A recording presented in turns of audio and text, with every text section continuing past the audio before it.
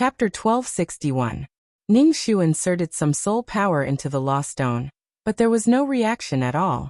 As for her soul power, it was like a clay ox entering the sea, disappearing. Ning Shu inserted some more soul power, but it was still the same, so Ning Shu gave up.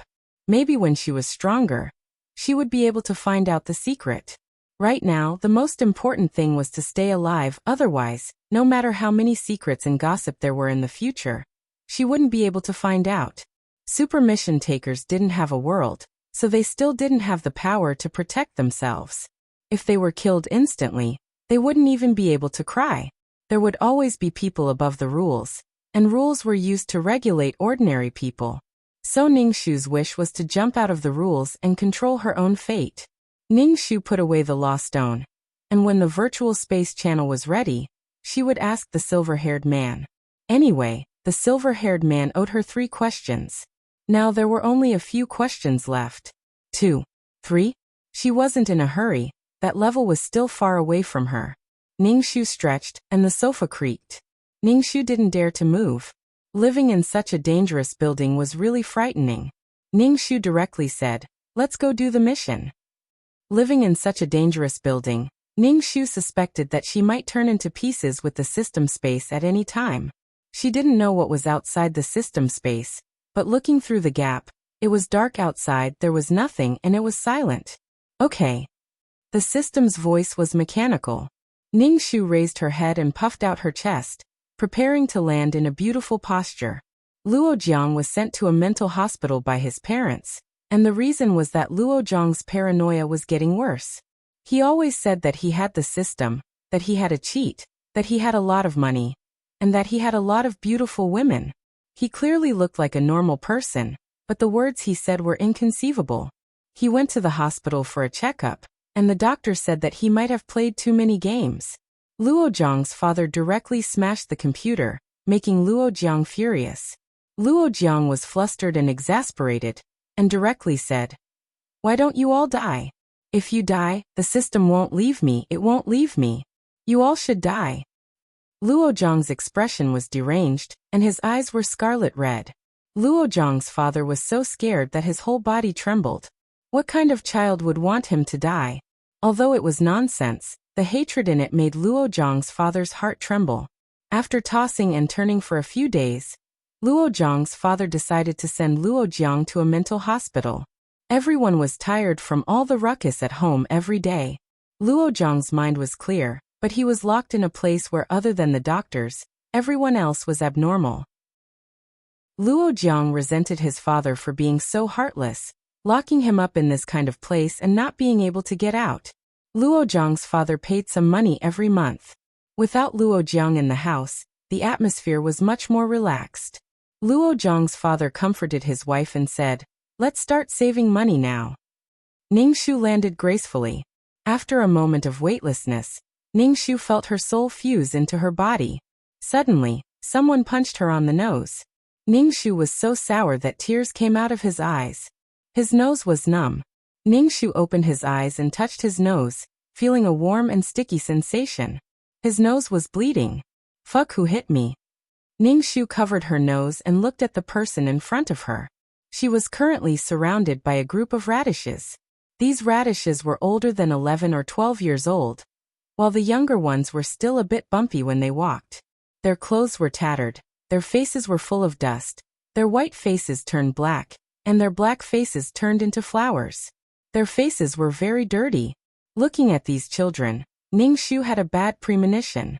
She stretched out her hand that was stained with nosebleed. Her hand was very small. Obviously it was a child's hand.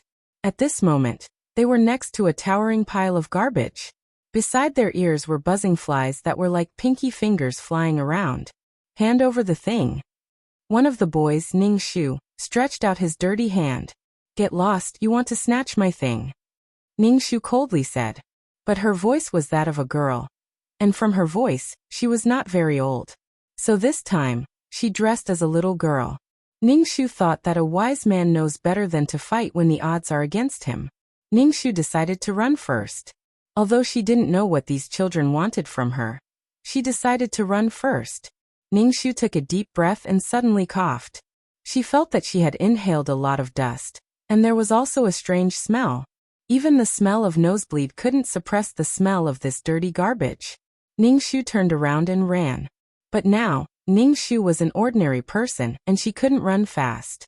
After running for a while, she felt that her lungs were burning. Moreover, she was dizzy, her legs were like lead, and her stomach was growling. Behind her, there was a group of radishes chasing after her. Ordinary trash really made Ningxu despair. She had never been so passive. Soon, Ningxu was caught up by someone and was grabbed by the collar. Soon, several children held down Ningxu and pinned down Ningxu's hands and feet. "Do you want to be beaten?" A boy raised his dirty fist and said to Ningxu fiercely. Two children touched Ningxu's body and took out half a loaf of bread from the small cloth bag on Ningxu's body. This loaf of bread had already been eaten by someone, and the other half was thrown away. The bread was very dirty, and the surface was already moldy. Ningxu was somewhat baffled. Was it just to snatch this moldy loaf of bread? After getting the loaf of bread, the children's eyes lit up. Their eyes were green as they stared at the loaf of bread. Next time, don't try to run again. You found something and still want to keep it for yourself. A boy Ningxu raised his fist. Then these people dispersed. Ningxu touched the blood on his nose. He couldn't bleed anymore. Just now, these radishes snatched a piece of moldy loaf of bread. There must be a shortage of food in this place. What could he use to make up for the loss of so much blood? Ningxu looked at these garbage mountains and climbed to the top with difficulty. Looking up, Ningxu was stunned. What the hell is this place? What entered his sight was an endless garbage pile. It was all garbage. Dust floated in the air. Looking at the distance, it was a dim yellow. He couldn't see the sky, nor could he see the trees. At a glance, it was all garbage. It was all garbage. The poisonous gas from the decomposition of the garbage was very destructive to people. It was even more serious than the smog. Ningxu came down from the garbage mountain. He wanted to find a place to properly receive the plot. But it seemed that everywhere was the same. Ningxu felt weak. He didn't know if it was because he lost too much blood or because he was too hungry, but he felt dizzy. Let's cultivate first. Ningxu sat cross-legged on the garbage and prepared to start cultivating. She was actually bullied by a group of little radishes. But after cultivating for a while, Ningxu opened his eyes in disbelief. Fuck, what is this place? There is not a bit of spiritual energy, not a bit. Chapter 1262. The air was filled with poisonous gas. Ningxu was already trying his best to absorb the spiritual energy in the air, but he couldn't absorb any spiritual energy at all. Ningxu's eyes were about to pop out. There was no food. There was no spiritual energy. There was no soil to eat, only trash. Ningxu had a tragic feeling of dying before he could succeed in this mission. Ningxu sadly began to accept the plot. Planet Zelda was a trash planet. Because there was no energy, there were no mines. Even if there was metal suitable for mecha, it had been hollowed out. Therefore, such a planet had no value at all. Thus, it became a place to dump trash. Almost all the trash in the galaxy was sent here. However, there were still some natives on this planet who couldn't leave Planet Zelda. There was no food or clean water in this place.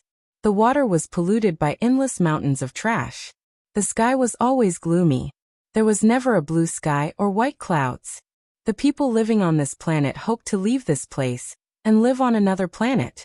However, they didn't have advanced spaceships, and the distance between planets couldn't be reached by ordinary means. Therefore, the spaceships that came to dump trash were everyone's hope. This trash might bring food, and perhaps take them away from Planet Zelda. However, the people of other planets disdained the natives of Planet Zelda, and never thought of taking them away. Who would care about people who were like rats? The people living on Planet Zelda were rats who lived on trash. Every time, they would proudly fly over Planet Zelda, pouring down endless trash. The original owner was called Eliza, a native of Planet Zelda. She was 12 years old this year. However, because of the lack of food, she was relatively short. Eliza had a younger brother who was about 10 years old. However, Eliza's brother was crippled and couldn't walk at all. His parents had died early. The air was polluted, food was scarce, and water was dirty. People who lived in such an environment had very short lifespans. Usually, Eliza and her brother depended on each other. Because her brother couldn't walk, Eliza took on the livelihood of the two of them. They dug through the trash every day, hoping to find something to eat. Even if they found something to eat, it might be snatched away by others. Just like how the confused Ningshu had been robbed. After being robbed, Eliza and her younger brother would have to starve for a day. At first, Eliza thought that she and her younger brother would be like their parents. They would die early and their corpses would be mixed with the garbage. Things had changed. It was unknown which planet these people came from, but they had gathered everyone on the planet together. It tested one's mental strength. If one's mental strength was strong enough, they could be taken away from this dirty planet. Alyssa's brother didn't participate in the spiritual power test because of his leg. Elsa went to participate in the spiritual power test. Surprisingly, Elsa's spiritual power was pretty good, reaching A level. Although it wasn't a top-notch S-level spiritual power, it was considered pretty good on planet Seldar. Thus, Eliza had the opportunity to leave Seldar and be trained as a mecha pilot. Alyssa begged them to bring her brother along. However, she was rejected. No matter how much Eliza begged, the other party would not agree. Alyssa had to leave Seldar alone.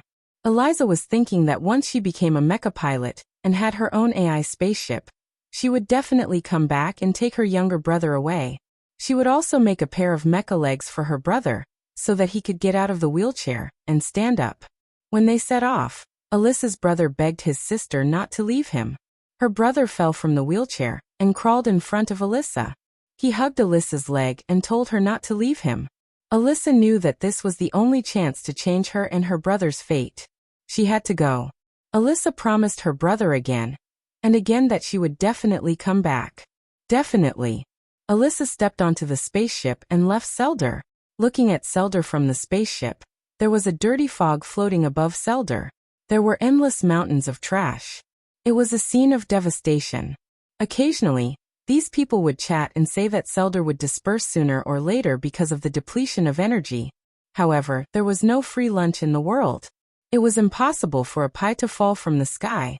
These people came to planet Seldar to look for people with strong mental strength, not to train strong mecha pilots, but to deprive these people of their mental strength.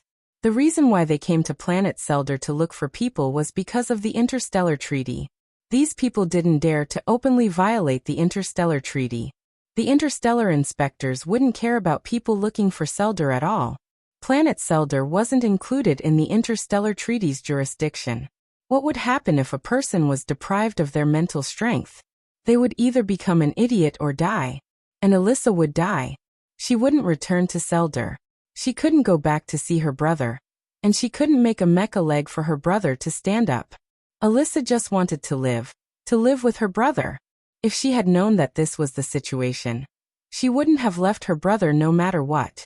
Alyssa wanted her brother to stand up and leave planet Seldar together. Ningshu let out a long breath. He didn't dare to breathe too hard. If he breathed too hard, he would fucking choke and cry. His determination to leave Seldar was carved into his bones. However, leaving was easier said than done. If he could leave, there wouldn't be so many people on Seldar. They were really like rats, reproducing and eating trash. Alyssa's wish was to live and leave Seldar with her brother, so that he could stand up. She wanted to become a mecha pilot. Ningshu, who couldn't cultivate, was simply at a loss. Without enough physical strength, how was she going to dig through the trash and find food? It was really a hopeless place. Ningshu rubbed his stomach. He felt so hungry. Ningshu rubbed his legs, which were a little numb from sitting cross-legged, and began to dig through the trash. Ningshu struggled to pull open a broken mecha arm. This mecha arm was quite finely made. The joints were bent and moved freely. It was just that it was too heavy. Ordinary people couldn't use it at all. Mechas were controlled by mental strength. That was why some people used unorthodox methods to deprive others of their mental strength. Those who were deprived of their mental strength didn't end up well. They either died or went crazy. If their brain was concussed, it would be almost irreversible damage, so they would be a lunatic for the rest of their lives. Ningshu ignored the mecha arm. If she could cultivate it, She might be able to carry it and smash people. Ningshu thought for a moment, and buried the mecha arm in some trash. It might be useful in the future. Ningshu dug through the trash. Some things Ningshu didn't dare to imagine what they were. He was afraid that he would vomit. I can't stop your behavior. I only hope that we will never meet again in this life, and never know each other. Your behavior to me is a thief. Don't expect me to be nice to you. Also, don't speak dirty words. You just hope that I will be scolded to the point of abandoning the novel. I want to write, I want to write, I want to write, I want to write, I want to write. Chapter 1263. Ningshu rummaged through the garbage for a while, but didn't find anything. Her hands were so black that she couldn't see her original skin anymore. Ningshu shook her head and clicked her tongue. How good would it be if there was a fasting pill in this situation? However, the exchange system in the mall was closed, and she couldn't exchange for the things she needed to survive. In other words, she had to survive like the people of planet Zelda. They would happily welcome the spaceship that was dumping the garbage, and then swarm into the garbage to look for food. There might be a lot of food in the freshly dumped garbage. Leftovers. If she was lucky, she might even find some expired food that hadn't been opened. These things were trash to people from other planets, but to the people of Zelda, they were good things. If she found a nutrient solution, it would be even better. The nutrient solution could satisfy all the energy the human body needed, and she wouldn't have to eat for several days. For the people of Zelda, this was a legendary thing that could only be found by chance. Ningshu sighed. Should she go home now or continue rummaging through the garbage? Forget it, she'd better cultivate. Unwilling to give up, Ningshu sat cross-legged on the ground and began to practice the cultivation method of the peerless martial arts. After cultivating for a long time, Ningshu opened her eyes weakly. Ningshu, I'll go. She had never encountered such a situation before. Ningshu had thought that there was less spirit energy in the modern plane. However, this place had really refreshed Ningshu's understanding. Compared with this place, the modern plane was really a good place with abundant spirit energy and fresh air. Not finding anything, Ningshu planned to go home. Bypassing the towering garbage mountains, Ningshu arrived at the place where the original owner lived. Ningshu, that she had thought that her system space was a dangerous house, but she didn't expect there to be an even simpler place. The house was made of cloth and supported by some sticks, like a short tent. There was garbage everywhere. The tent was under the garbage mountain. Ningshu sighed inwardly. No matter where she was, there were people struggling to survive. The people on planet Zelda lived for no reason at all. Ningshu walked to the outside of the tent. Fortunately, he was short and didn't need to bend over to enter the tent. It was a little dark in the tent. Ningshu heard the sound of a wheelchair rolling. He turned his head and saw a person in a wheelchair coming out of the darkness. Sitting in the wheelchair was a child of 8 or 8 years old.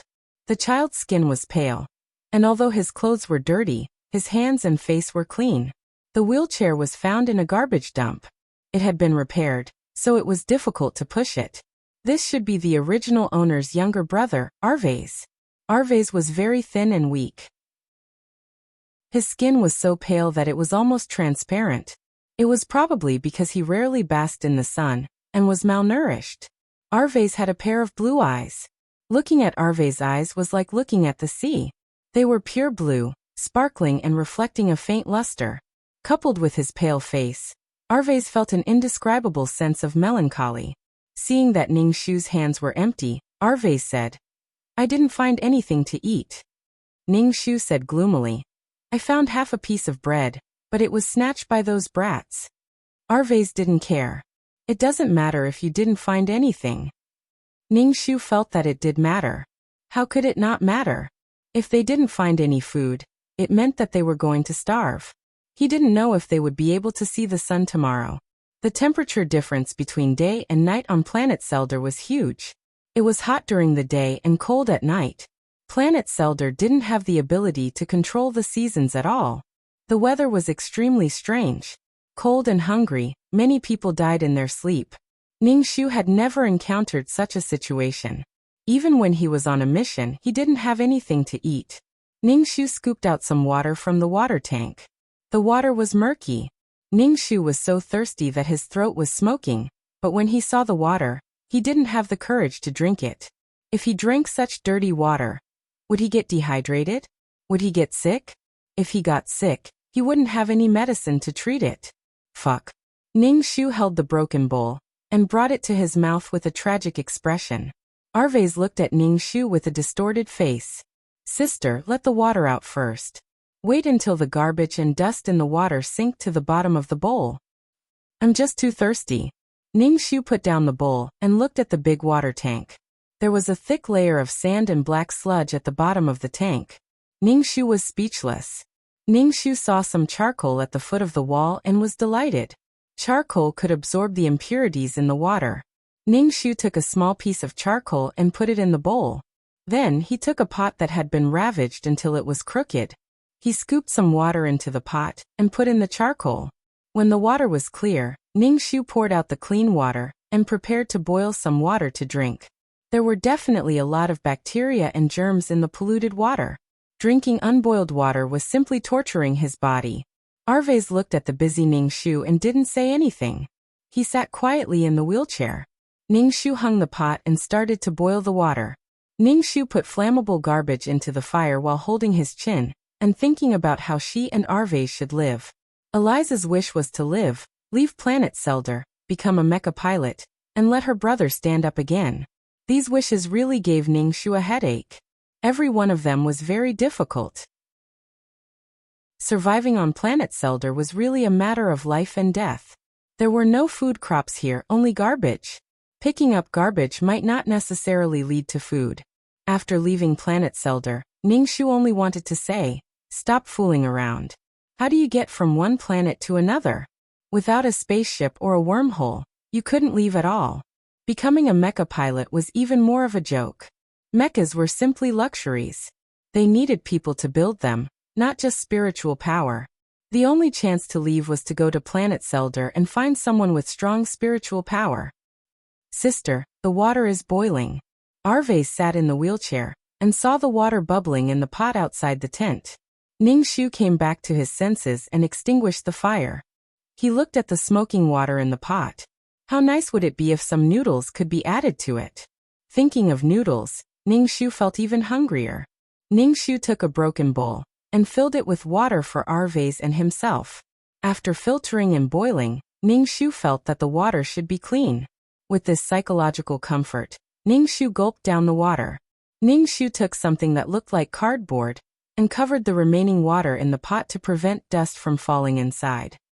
Arvez, drink boiled water in the future, Ningxu's brother said. Arvez nodded, looking very obedient. Arvez was really a quiet baby who didn't like to talk. Chapter 1264. Ningxu and Arvez each drank a bowl of plain water. Then, they looked at each other in silence. Ningxu looked at Arvez's watery blue eyes and said, "I'll definitely find something next time." Arvez said, "You won't find it every time. Don't worry, sister." Ningxu felt even more guilty. This was really a day that made people despair. Arvez, Arvez. A girl's voice came from outside the tent. Then, a girl about the same age as Arvez entered the tent. The girl had wine-red hair that was long enough to reach her ears. Her face was a little dirty, and she was wearing a small skirt and barefoot. She was holding something in her arms. When she saw Arvez in the wheelchair, she handed the thing to him. "Eat it." The girl had sent some unopened food. These things were very rare on planet Seldar. Ningxu was a little surprised that the girl had sent such valuable things. Arvez tapped the wheelchair with his finger and said to the girl, "Thank you, Vivian, but I can't accept it. Your brother will beat you." "It's okay. My brother won't know," Vivian said with the red hair. She stuffed the food into Arvez's hands. "Hurry up and eat." Vivian's brother was the boss of this junkyard. The junkyard was divided into areas, and there were people who abused their power in each area. If one went to the area under the junkyard's jurisdiction to pick up garbage and look for food without the permission of the junkyard's boss, they were likely to be beaten up. In serious cases, they might even be killed. Ordinary people who picked up food had to hand over some of it as a protection fee. Vivian was afraid that Arvez would refuse to accept it, so she ran out of the tent in a panic. In the end, she tripped and fell to the ground. She got up in embarrassment and ran away. Ningxu stared at Arvez's side profile. He lowered his eyelashes and looked at the food on his lap. With a pale face and long eyelashes, he was a delicate and melancholic young man. It was rare to see such a person on planet Zelda. Vivian must be infatuated with her brother's beauty. Looks were justice. This was a gift from the heavens. Ningxu coughed, and Arvez turned to look at Ningxu. Ningxu smiled and said, Vivian must like you. What do I like? I'm just a cripple. I can't even walk. I can't survive on planet Zelda, Arvez said. I'm just a burden. I might be abandoned at any time. Ningxu froze for a moment and then said, How could that be? It can't be. Arvez lowered his head and handed a piece of bread to Ningxu. You eat it. Thank you, little brother. Ningxu happily received the bread. The bread was a little black, so it was probably buckwheat. Ningxu tore open the packaging and took a bite of the bread. The bread had a strange taste and was not fluffy anymore. But now Ningxu was very hungry. Even if the bread had expired, Ningxu still felt that it was delicious. Ningxu finished a small piece of bread, drank a mouthful of water, and said to Arvez, You should eat some too. The sky gradually darkened, and the air suddenly became cold and condensed. Ningxu began to tidy the bed, which was made of wooden planks. There was a black quilt and some tattered clothes on the bedboard. Ningxu rubbed his hands to warm them up a little, then shook the dust off the quilt. Ningxu shook the quilt, and the dust flew up, causing Ningxu to choke and cough. There was a lot of dust in the junkyard, and there was no water to wash clothes and quilts. Even if they were washed clean, a thick layer of dust could accumulate in a day if they were exposed to the sun. To be honest, the people who survived on planet Zelda were also very strong. Their vitality could not be underestimated. Arvez ate and watched Ningxu tidy up. After Ningxu tidied up the wooden planks, his whole body was freezing. He said to Arvez, Let's go to bed quickly. Ningxu could not adapt to such a temperature difference at all. He was still in Africa during the day, but he was in the North Pole at night. Arvez slowly pushed the wheelchair to the side of the bed. He could not stand up, so he could only bend his body forward and climb up the wooden planks. Ningxu hugged Arvez's waist and was about to carry him to the bed, but when he exerted his strength, he almost sprained his waist. Ningxu forgot that he was weak now. He was used to his infinite strength. Suddenly becoming so weak, Ningxu wanted to cry. Ningxu moved Arvez to the bedboard with difficulty, panting heavily. Fuck, I'm going to die. I'm going to die. Ningxu moved Arvez's legs under the quilt. When his hand touched Arvez's calf, it was like touching a bamboo pole. Ningxu lifted his trousers and saw that Arvez's calf was a little atrophied. There were no muscles, just skin and bones. Arvez hurriedly waved Ningxu's hand away and put down his trousers. Ningxu was stunned by Arvez's rough actions. He blamed himself for poking Arvez's sore spot. Ningxu said, Let me massage you. That way, your blood and chi will be active. I heard that other planets can cure this disease. If we can leave here, your legs will be able to stand up. Ningxu reached out and pressed his hand on Arvez's leg. His movements were gentle. Ningxu asked Arvez, Don't you feel anything? Arvez lowered his head, and his hair fell in front of his forehead. He shook his head. I'm numb. I don't feel anything. Ningxu sighed in his heart and continued massaging. On planet Zelda, many children were born with problems and all kinds of defects. For example, their heads were extremely big or their bodies were deformed. Water pollution, dirty food and some radioactive waste. Their bodies were contaminated, and the children they gave birth to would also have problems.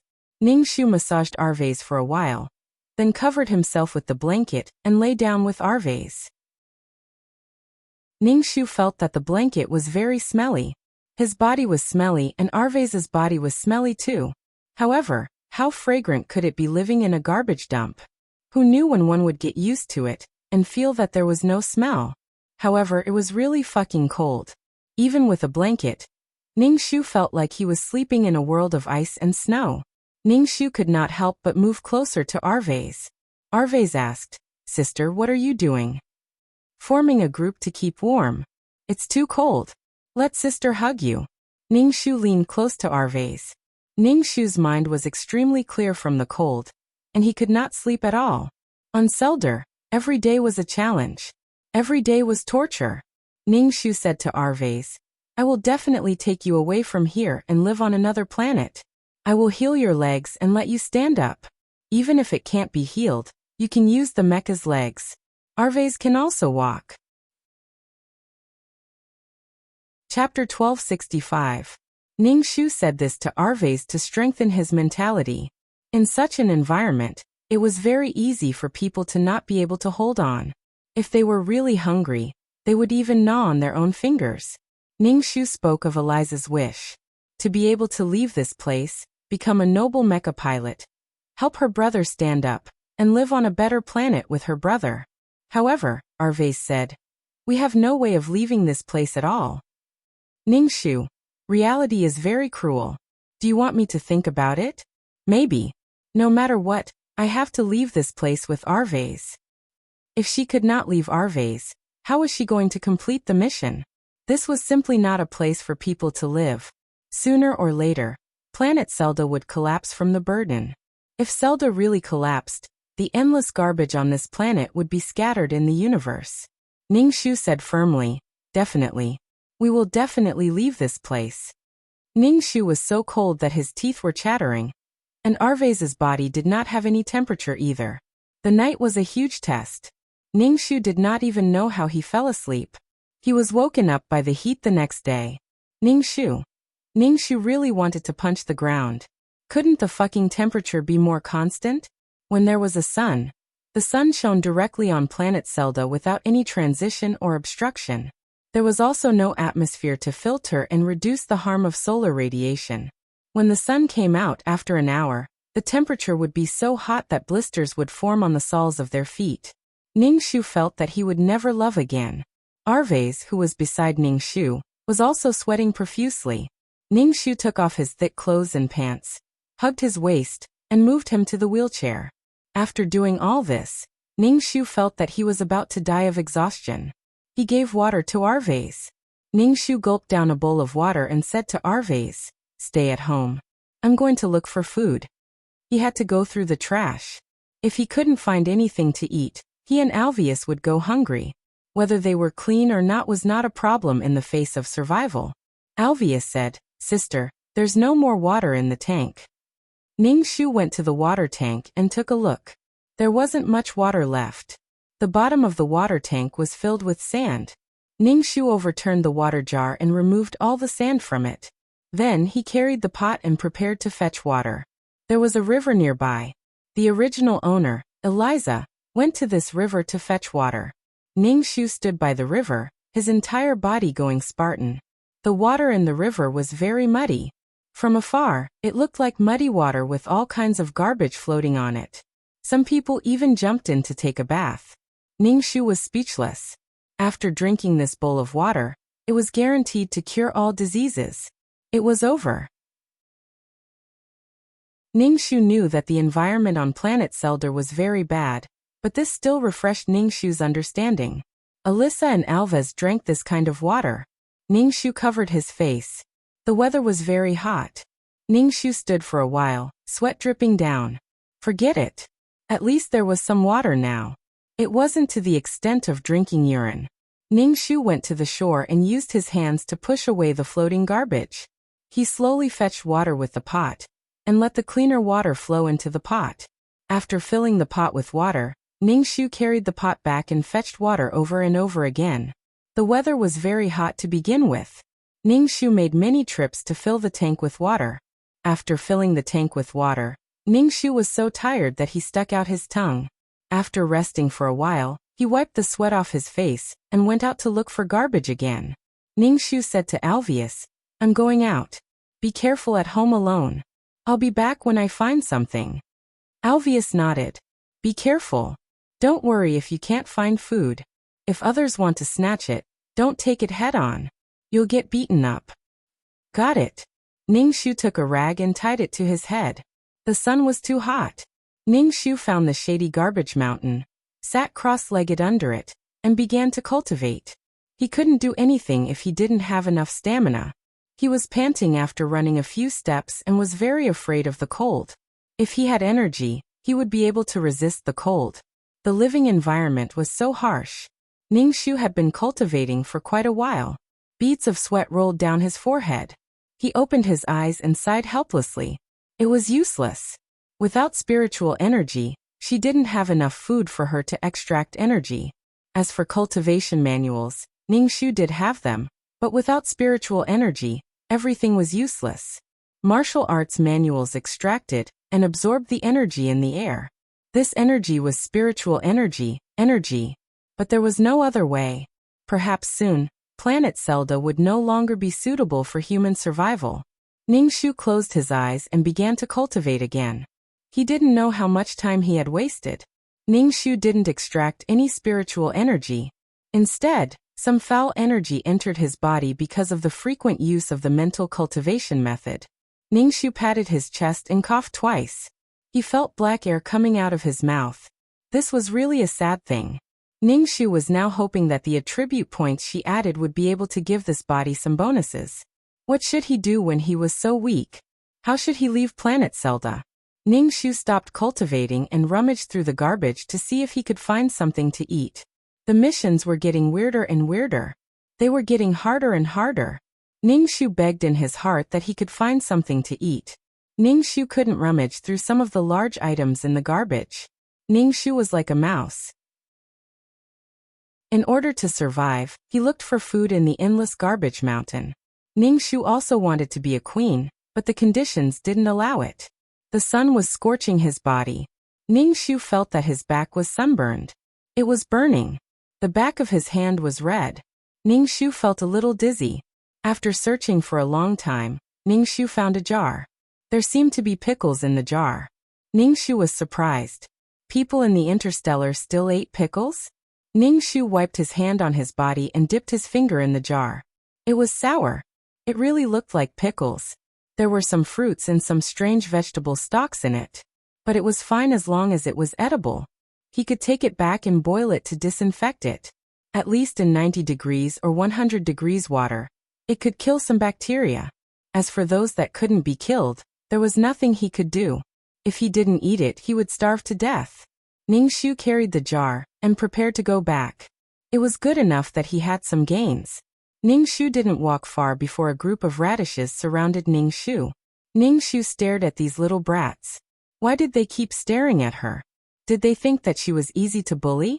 Last time, she let them snatch it because she was confused and didn't know the situation.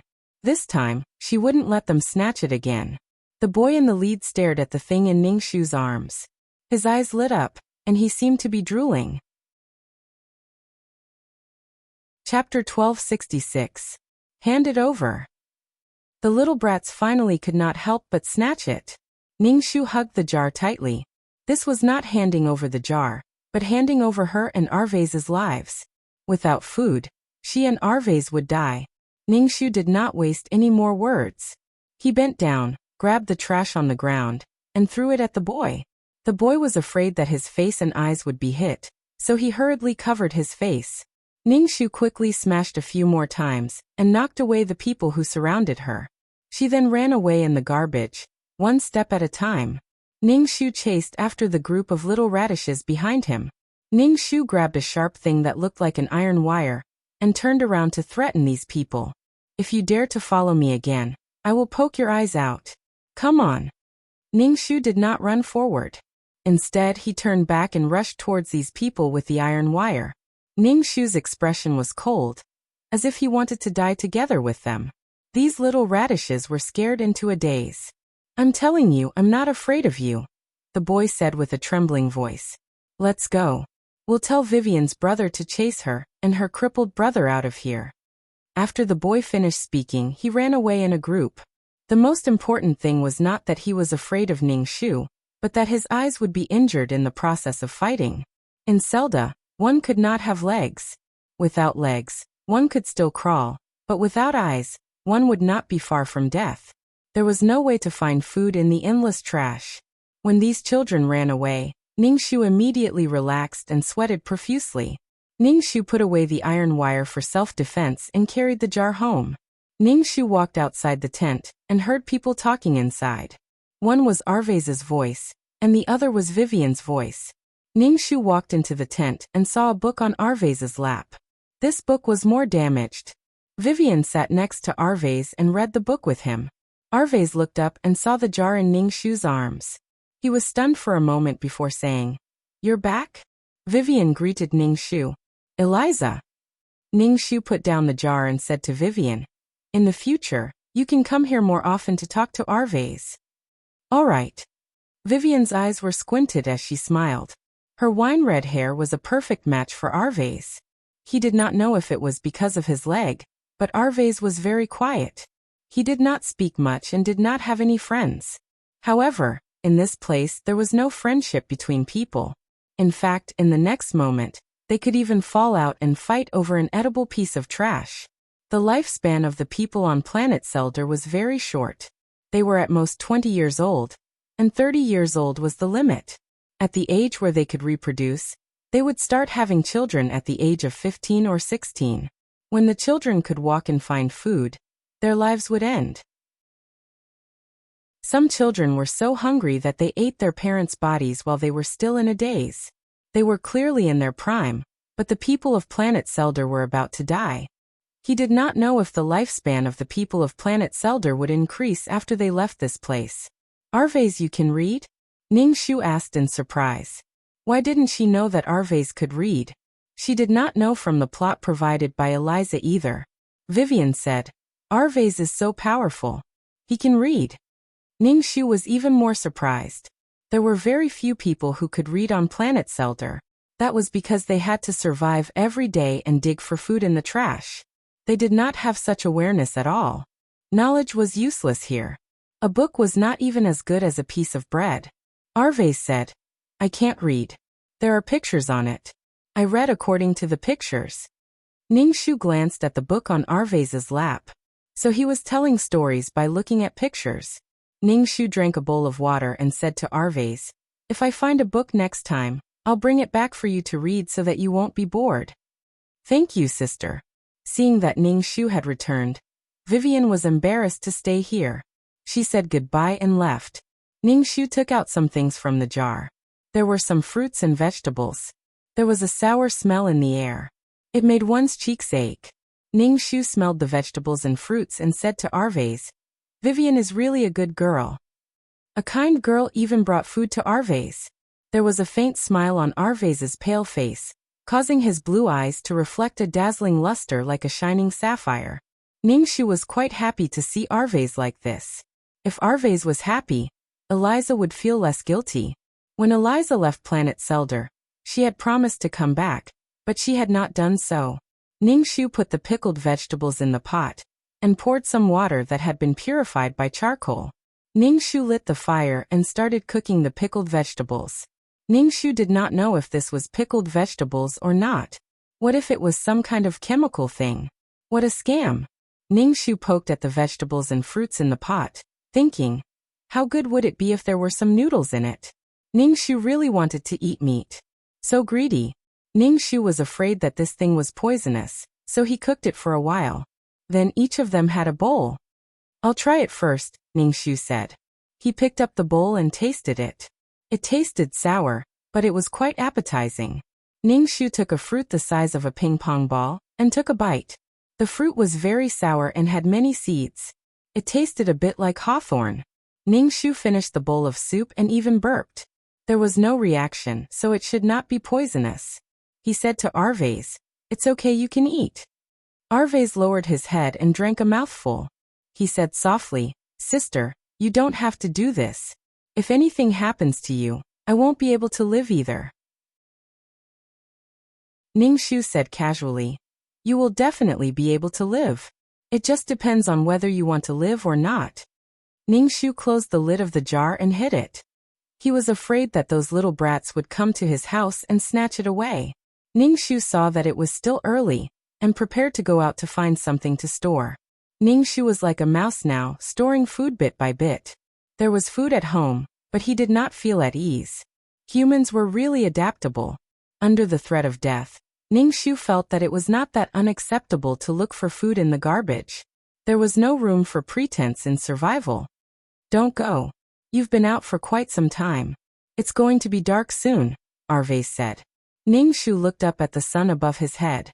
The sun was shining in the sky, and it was going to be dark soon?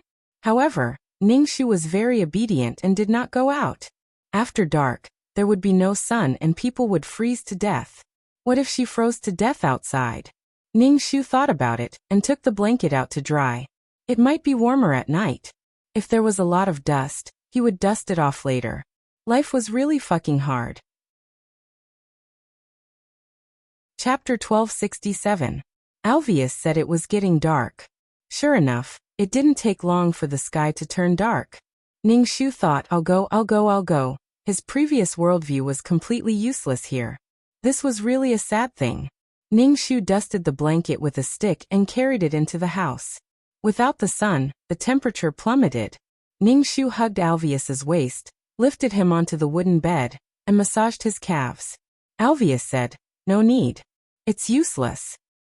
It's useless, but it's normal to maintain the bloodline. Ning-Shu pressed the acupuncture points on Alvius's leg. If only there were silver needles, he could also acupuncture the acupuncture points. It could smooth the blood flow. But where could he find silver needles? Ning-Shu rubbed the acupuncture points on Alvius's leg vigorously and asked, do you feel anything? When a normal person's acupuncture points were pressed, they would either feel sore or as painful as being pricked by needles. Alvius shook his head. I don't feel anything. Ning-Shu wasn't angry. After all, Alvius had been in a wheelchair for so long. It was impossible for him to be cured with just a massage. Ning-Shu massaged for a while, and lay down next to Alvius. Stay close to sister. It's warm when you're together. Ning-Shu leaned against Alvius. Although the environment was harsh, it was still warm to have someone to rely on and support each other. It felt like a child like Alvius shouldn't be on planet Zelda. Ning-Shu opened his eyes in the darkness. Soon, those people would come to planet Zelda to look for people with spiritual power. This was their only chance to leave this place. However, many of those people were mecha operators. One of them could kill a large group of people from planet Zelda without any effort. It wouldn't be easy to seize their spaceship. And even if they did, they might not be able to use it. The Smart Brain spaceship could identify outsiders and contact others. The technology outside was unimaginable to the people of planet Zelda. And even Alyssa didn't know who these people were. Ever since she was born, Alyssa had never seen such a clean and miraculous spaceship with clean food and water. Everything felt like heaven. Eliza was confused and helpless. She did whatever these people told her to do. Ning-Shu didn't think that he could beat so many people with his small body. He had to make a good plan. However, in the face of absolute strength, petty tricks were not necessarily useful. Listening to Arvais' even breathing, Ning-Shu's heart also calmed down. There was no point in being impatient. Ning-Shu moved closer to Arvais and closed his eyes. Ning-Shu woke up early in the morning. He was afraid that he would be woken up by the heat like yesterday. After packing everything up, Ning-Shu went out to look for food. Sometimes, when he came across books, Ning-Shu would put them away and bring them back for Arvais to read. Ning-Shu occasionally flipped through the books and realized that Ning-Shu didn't recognize the words on them at all. The original Alyssa was completely illiterate, so Ning-Shu didn't understand the skill of literacy at all. Generally speaking, if the original Alyssa was literate, Ning-Shu would also be literate when he went to that world. Now Ning-Shu could only speak the language of this world. He couldn't write the words of this world. He didn't know if Arvais could read or not. However, what troubled Ning-Shu was that every time she found something early in the morning, someone would appear to snatch it from her. This made Ning-Shu suspect that these people were following her on purpose. When she was digging for trash, Ning-Shu would avoid people and go to another place to dig. There wasn't much here, just a lot of trash. However, whenever she found something, someone would come and snatch it. Looking at the familiar brats, Ning-Shu only wanted to say, "Can you go and snatch other people's things? Don't always stare at me." When faced with evil forces, if you couldn't run away, you could only fight head-on. Ning-Shu pulled out the metal wire and stabbed it at these people. A few children were stabbed by Ningxu. They covered their shoulders and cried out loudly. Ningxu didn't know if it was because he had been running a lot recently and had trained his body well. He wasn't as out of breath as before. You, the little kid pointed at Ningxu. Just you wait. Ningxu raised the metal wire in his hand. This time, I only stabbed your arms. Next time, I'll stab your eyes. These brats raised their heads and gave Ningxu a vicious look before running away. I'll stab you again next time. Ningxu took the books and some dirty food and went back. Ningxu's daily routine was to dig for trash and massage Arve's legs. Occasionally, Vivian would come over and give Arve some food, although it was all dirty and expired. After coming to this world for a while, Ningxu was sure that Vivian liked Arve's. Ningxu saw this and didn't say anything. However, Ningxu thought that if Arve's really got together with Vivian, she would have to sleep alone. It was so cold. No, Arve's and Vivian were only 9 or 10 years old now. They were too young. Let's wait a little longer. Ningxu made batter with the bread he dug out from the trash and boiled it in boiling water to disinfect. Ningxu and Arve's only ate one meal a day. They were always hungry, but they wouldn't starve to death. Arve's looked at the book Ningxu picked up. Ningxu saw that he was reading seriously and suspected that Arve's was actually literate. How could he be so serious when looking at a picture? Ningxu was busy with the work at hand and went to the lake to fetch water. The water level dropped a lot because the temperature during the day was too high and water evaporated easily. Also, Ningxu had been in this world for a while and it hadn't rained. If this continued, there would be no water. Logically speaking, according to Ningxu's previous worldview, it was hot during the day and cold at night. The colder the air was, the more it turned into water droplets. It should rain. But it didn't rain. Ningxu filled a tank with water. Of course, it was muddy water. Worried that there would be no water to drink, Ningxu went out to find a large water tank to fill it with water. Ningxu ran back and forth with a pot in disgust. He found a jar and carried it away. 2 pots of water in one trip. After filling the water tank, Ningxu filtered the water with charcoal and boiled it for drinking when he was thirsty. Arve's watched Ningxu busying himself and asked, "Am I very useless? I have to rely on you to survive?" Ningxu couldn't answer this question. He said no, but Arve's was indeed staying at home. He said yes, but it poked at Arve's wound again. He didn't know what was wrong with his leg. Usually, when she came home, Arve's would pour water for her. She could drink water as soon as she came back. She would do what she could to do. "Sister, you don't have to force yourself. I'm your burden," Arve's said with his head lowered. Ningxu shook his head. "You're not my burden. You're my pillar. We'll help each other survive. We'll survive in Zelda and leave in the future." Chapter 1268. Arve's said that he was a burden, but he was probably still afraid of being abandoned. Ningxu, on the other hand, felt that even if Arve's was abandoned, he could still survive. There was no need to ask why. Ningxu had this feeling. He did not know how Arve's had lived after the original owner of this body died. Vivian liked Arve's, so she probably would not abandon him. Ningxu said firmly to Arve's, "We will continue walking. Even if we die, we will die together." The original owner of this body regretted leaving Arve's at that time and disregarding his own life. Arve's stared at Ningxu with his blue eyes. His pale face seemed a little transparent as he said, "I will always be with my sister." Ningxu smiled at Arve's. No wonder the original owner of this body was worried about his younger brother. Arve's was really a pitiful baby. Ningxu repeated the same life every day, picking up trash and going to different places to pick up trash.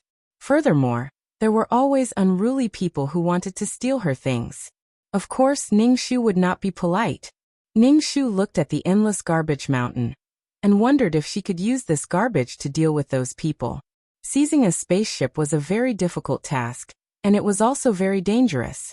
If the people of planet Zelda united, they might be able to kill those people. However, in the face of outsiders, the people of planet Zelda only had a fanatical desire and worship. They begged these people to take them away. Perhaps they did not even dare to resist.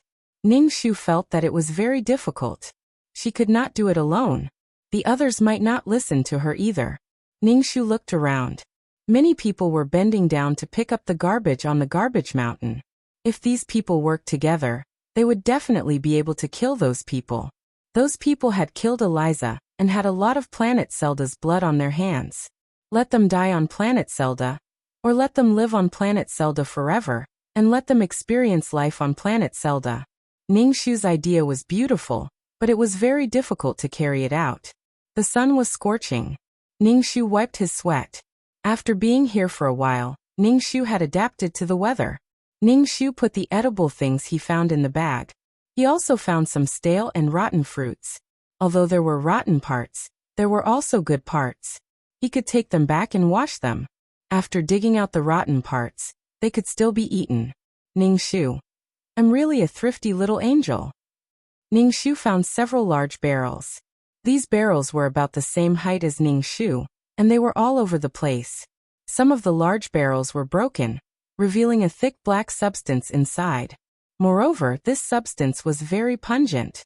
Ningxu took something and poked at it. It was a bit like asphalt and was sticky.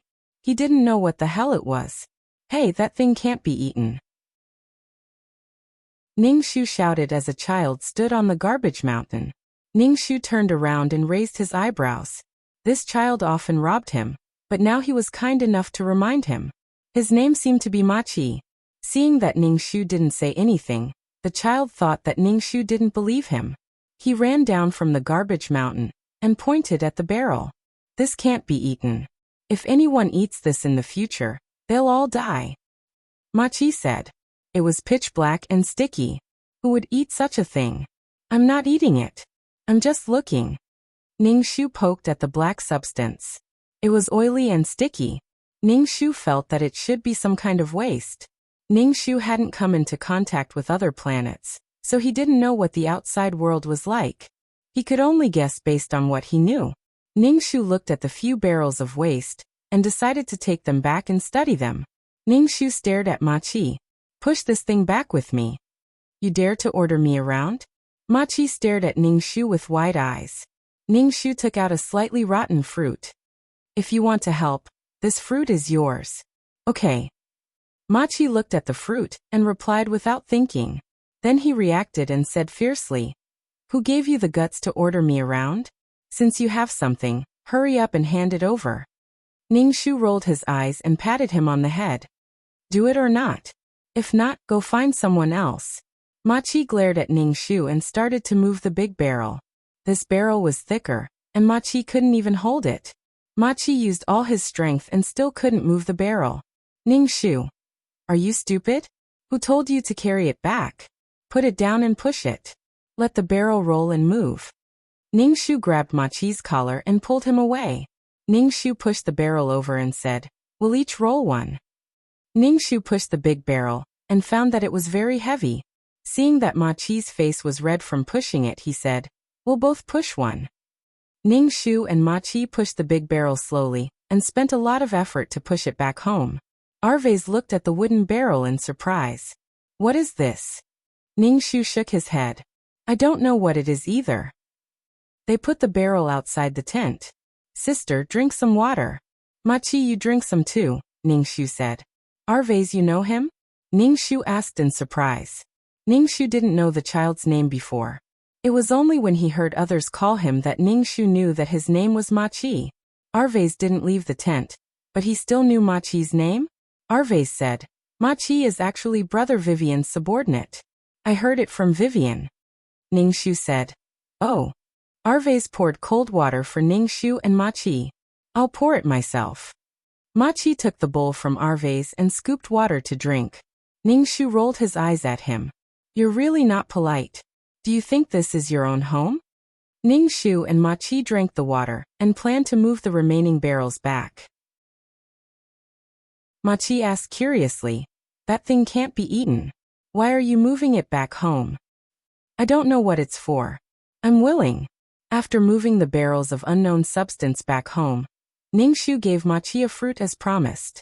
Machi took the fruit, glanced at Arvez and returned the fruit to Ningxu. Give it to your brother. He's lame. Ningxu was speechless. Why weren't you so kind when you robbed people in the past? Compassion was superfluous on planet Seder.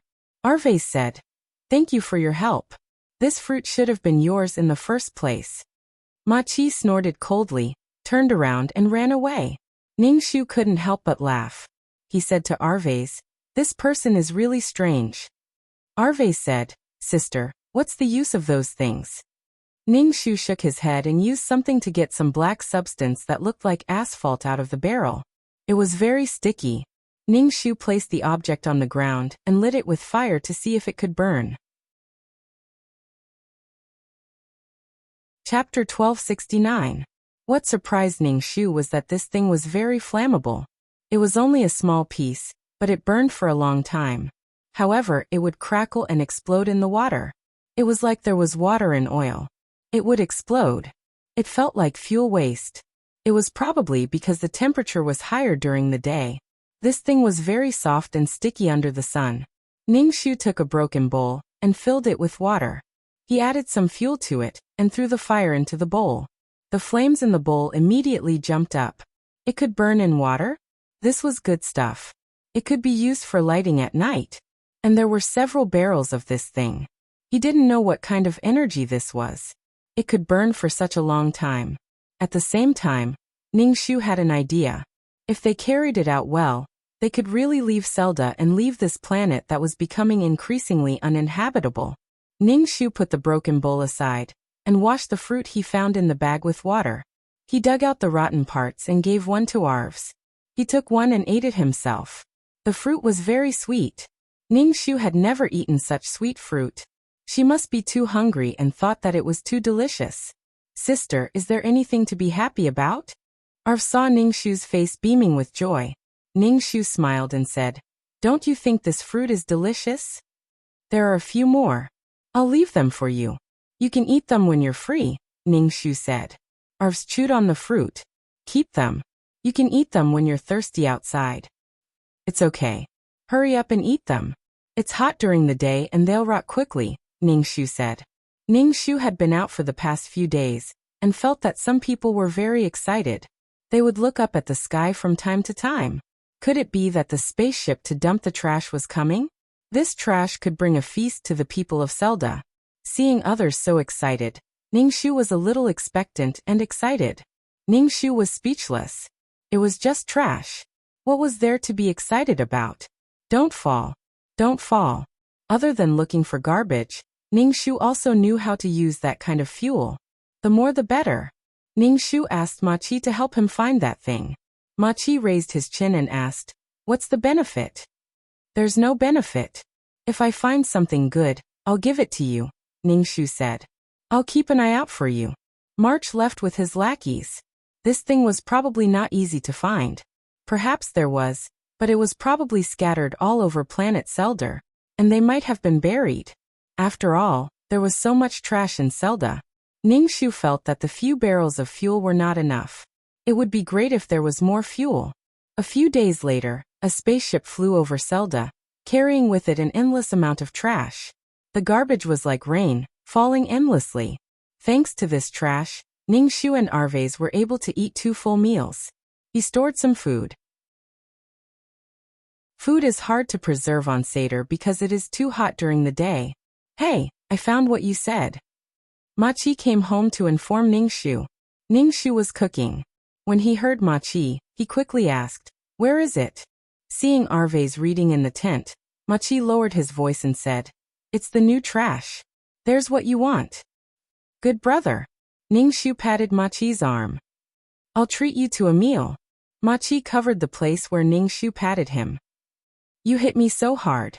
This was called pain? It used to be pricking. Ningxu used a broken bowl to fill Ma Chi's bowl with all kinds of mixed things. Eat. When you're full, follow me to push it, Ningxu said with a smile. Ma Chi was not afraid of the heat. He gulped down the vomit-like stuff and ate with relish. After that, Ningxu and Ma Chi brought back some fuel. Ma Chi asked Ningxu, What are you going to do with all this stuff? I'm going to light a fire for fun, Ningxu said casually. You'd better be careful. There's trash all around. If the fire starts, the entire Seder will become a sea of fire, Machi said with a straight face. Seder was full of trash and there was no water source. If it caught fire, everyone could only wait to die. Ningxu nodded. Got it. Machi glanced at Arvez, who was in a wheelchair, and left. Arvez put down the book in his hand. Ningxu asked, "What do you want to do?" "But these things are really dangerous. If they catch fire, it'll be very harmful," Arvez said. Ningxu said, "I just think they're good stuff, so I'm collecting them." Arvez's blue eyes narrowed, but he didn't say anything. Ningxu fiddled with the fuel every day. At night, the fuel would solidify a little because of the cold weather, and it wouldn't burn fiercely at all. Ningxu stirred the fuel with a stick. It was very sticky and very strenuous. He couldn't stir it at all. Ningxu had a plan in his mind, but he had to discuss it with Arvez. Could it be that she had to tell Arvez that someone would come soon and drive a spaceship to Seder to look for someone? They could then snatch the spaceship and leave this place. If she told Arvez that, Arvez probably wouldn't believe her. She couldn't predict the future. She would be suspicious for no reason. So she could only wait for those people to come and then plan with Arvez. Ningxu looked at the fuel and sketched out the scene over and over again in her mind, planning over and over again in her mind. Ningxu waited for those people to come. On this day, a huge spaceship was suspended in the sky above Seder, blocking out the sun. It blocked out part of the sunlight. At the same time, a sound wave spread to every corner of Seder. Inhabitants of Seder, you now have a chance. A chance to go to Seder and become a great and noble mecha pilot. Everyone on Seder had a look of incomparable desire on their faces. They even shouted at the spaceship. As long as you have strong enough spiritual power, you can leave this place and become a mecha pilot. An endless stream of bewitching voices came from the spaceship, with a dreamy tone that made people fascinated and crazy. Ningxu and Arvez sat in the tent and listened to these words. "Arvez, we must leave Seder. Seder can no longer survive," Ningxu said to Arvez. Arvez tightened his grip on the wheelchair and asked, "Sister, will you go? Will you go and test your spiritual power?" Arvez asked. Ningxu nodded without hesitation. Of course. He had to go and see how many people there were, so that he could make a plan. Arvez's face trembled. His blue eyes were like the surging sea, about to set off stormy waves. "Sister, are you going to abandon me?" Arvez looked at Ningxu and asked softly. Chapter 1270. Arvez looked at Ningxu, his blue eyes reflecting a cold and hard luster. "Sister, are you going to abandon me and leave Seder? How is that possible? How can I abandon you?" Ningxu said with certainty. "I'm going to take you away from planet Seder and let you stand up." Arvez's expression was very strange. It seemed to be mocking, sad, and an indescribable emotion. In short, it was very complicated. "Sister, I might not have strong spiritual power. How can I leave with you?" Arvez asked. Ningxu said without thinking, "Sister will think of a way." With such an opportunity, the people of planet Seder became restless. Being able to leave planet Seder was the biggest temptation. Although they were born on planet Seder, everyone's wish was to leave Seder and live elsewhere. Soon many people went below the spaceship to wait for the spiritual power test. A huge ladder was lowered from the spaceship. Everyone swarmed up, afraid that they would be too slow. Through the spaceship, Manson saw these people. Their dirty clothes, dirty bodies, and dirty souls should live in this kind of garbage. A sarcastic smile appeared on Manson's face. "Manson, how many people on planet Seder do you think have strong spiritual power?" A burly man walked over and asked Manson. He stared down at the people from planet Seder who were swarming up to the spaceship. "Joyce, I don't think there are many," Manson said. "Not many is already a compliment. It should be very few. How can they train their spiritual power if they can't even guarantee their survival?" Manson said calmly with an arrogant expression. Joyce turned his wrist. "Maybe these people are focused on finding garbage, so their spiritual power might be strong. I like this joke, but the air here is really suffocating. Tell the people below not to send those people up." Manson took out a handkerchief and covered his nose. "If there aren't many people with strong spiritual power here, We still have to find the next distant planet. How can such a bumpy thing happen to us? Manson was a little irritated. The long interstellar travel had put him in a bad mood. Joyce said, I think it's pretty good. It's simple. A planet like this can be destroyed with a few laser cannons.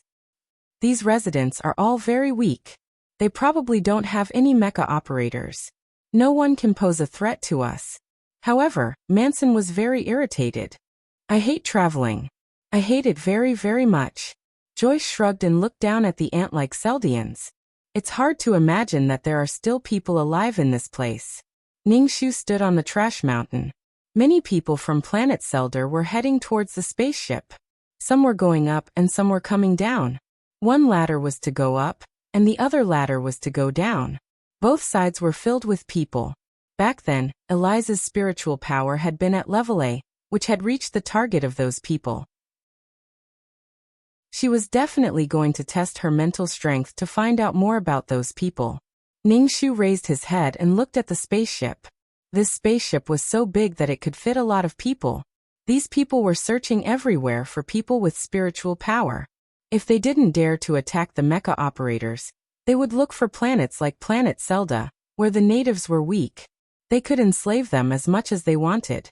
Ningshu ran down the garbage mountain and entered the tent. He saw Arve's back facing him, clearly ignoring him.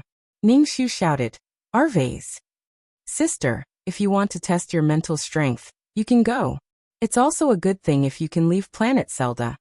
Arve said to Ningshu as he turned his wheelchair around. Ningshu said, even if we have to leave, I'll take you with me. If we're leaving, we'll leave together. But I don't have spiritual power, Arve said. Ningshu asked, you haven't tested it yet. How do you know you don't have spiritual power? I guessed. How can a burden like me have a strong spiritual power? Arve said dejectedly. Ningshu said angrily, spiritual power has something to do with the brain. It has nothing to do with the legs. Don't think too much, Ningshu said. Arve's was speechless. Arve's. Vivian's voice rang out, crisp and cheerful. Ningshu raised her eyebrows at Arve's. Your little girlfriend is here. Ningshu took the initiative to leave the tent and met Vivian at the door. Vivian's wine-red hair shone brightly under the light.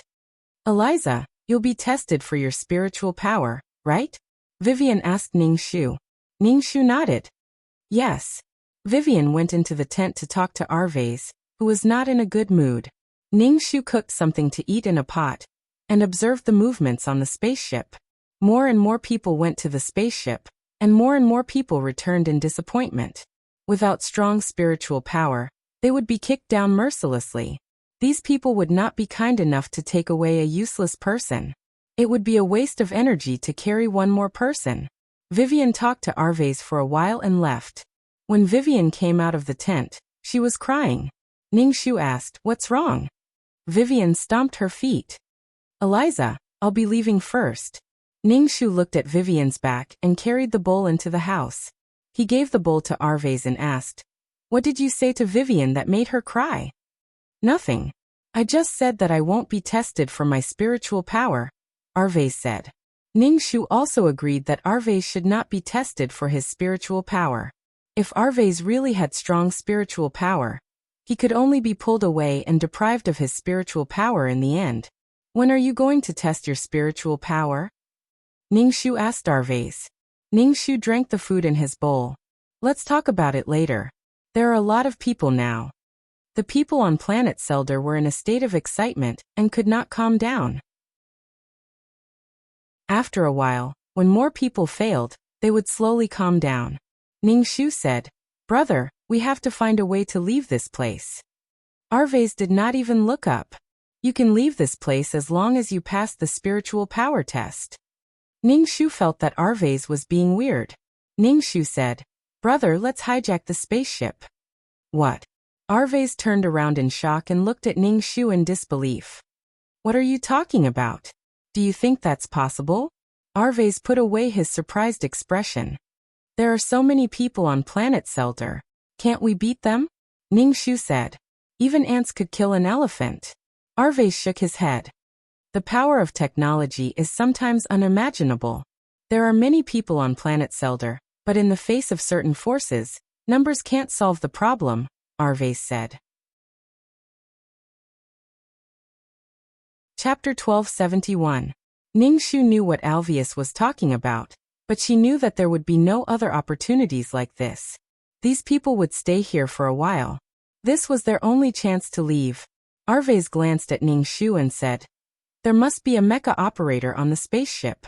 The spaceship must also have defensive measures and attack means. It must have weapons of mass destruction." She knew Ningxu knew, but she had no choice but to fight. However, Ningxu was surprised that Arvais's explanation was so clear and logical. "How do you know all this?" Ningxu asked. "I read it in books. There are also some attacks that can directly vaporize people or objects. What's the use of having more people?" Arvais said. Ningxu thought, "My brother is really knowledgeable. What if we get rid of the mecha operator on the spaceship and control it?" Ningxu discussed with Arvais. "The difficult part is how to control the spaceship," Arvais said calmly. It was precisely because it was difficult that they had to think of a foolproof plan. Destroy the artificial intelligence.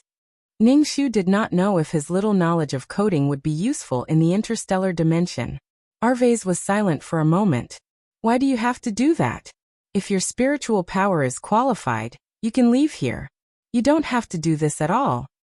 "Because I want to take you away," Ningxu said. If they got on the spaceship, they would only be waiting for death. There was an inescapable net all around them.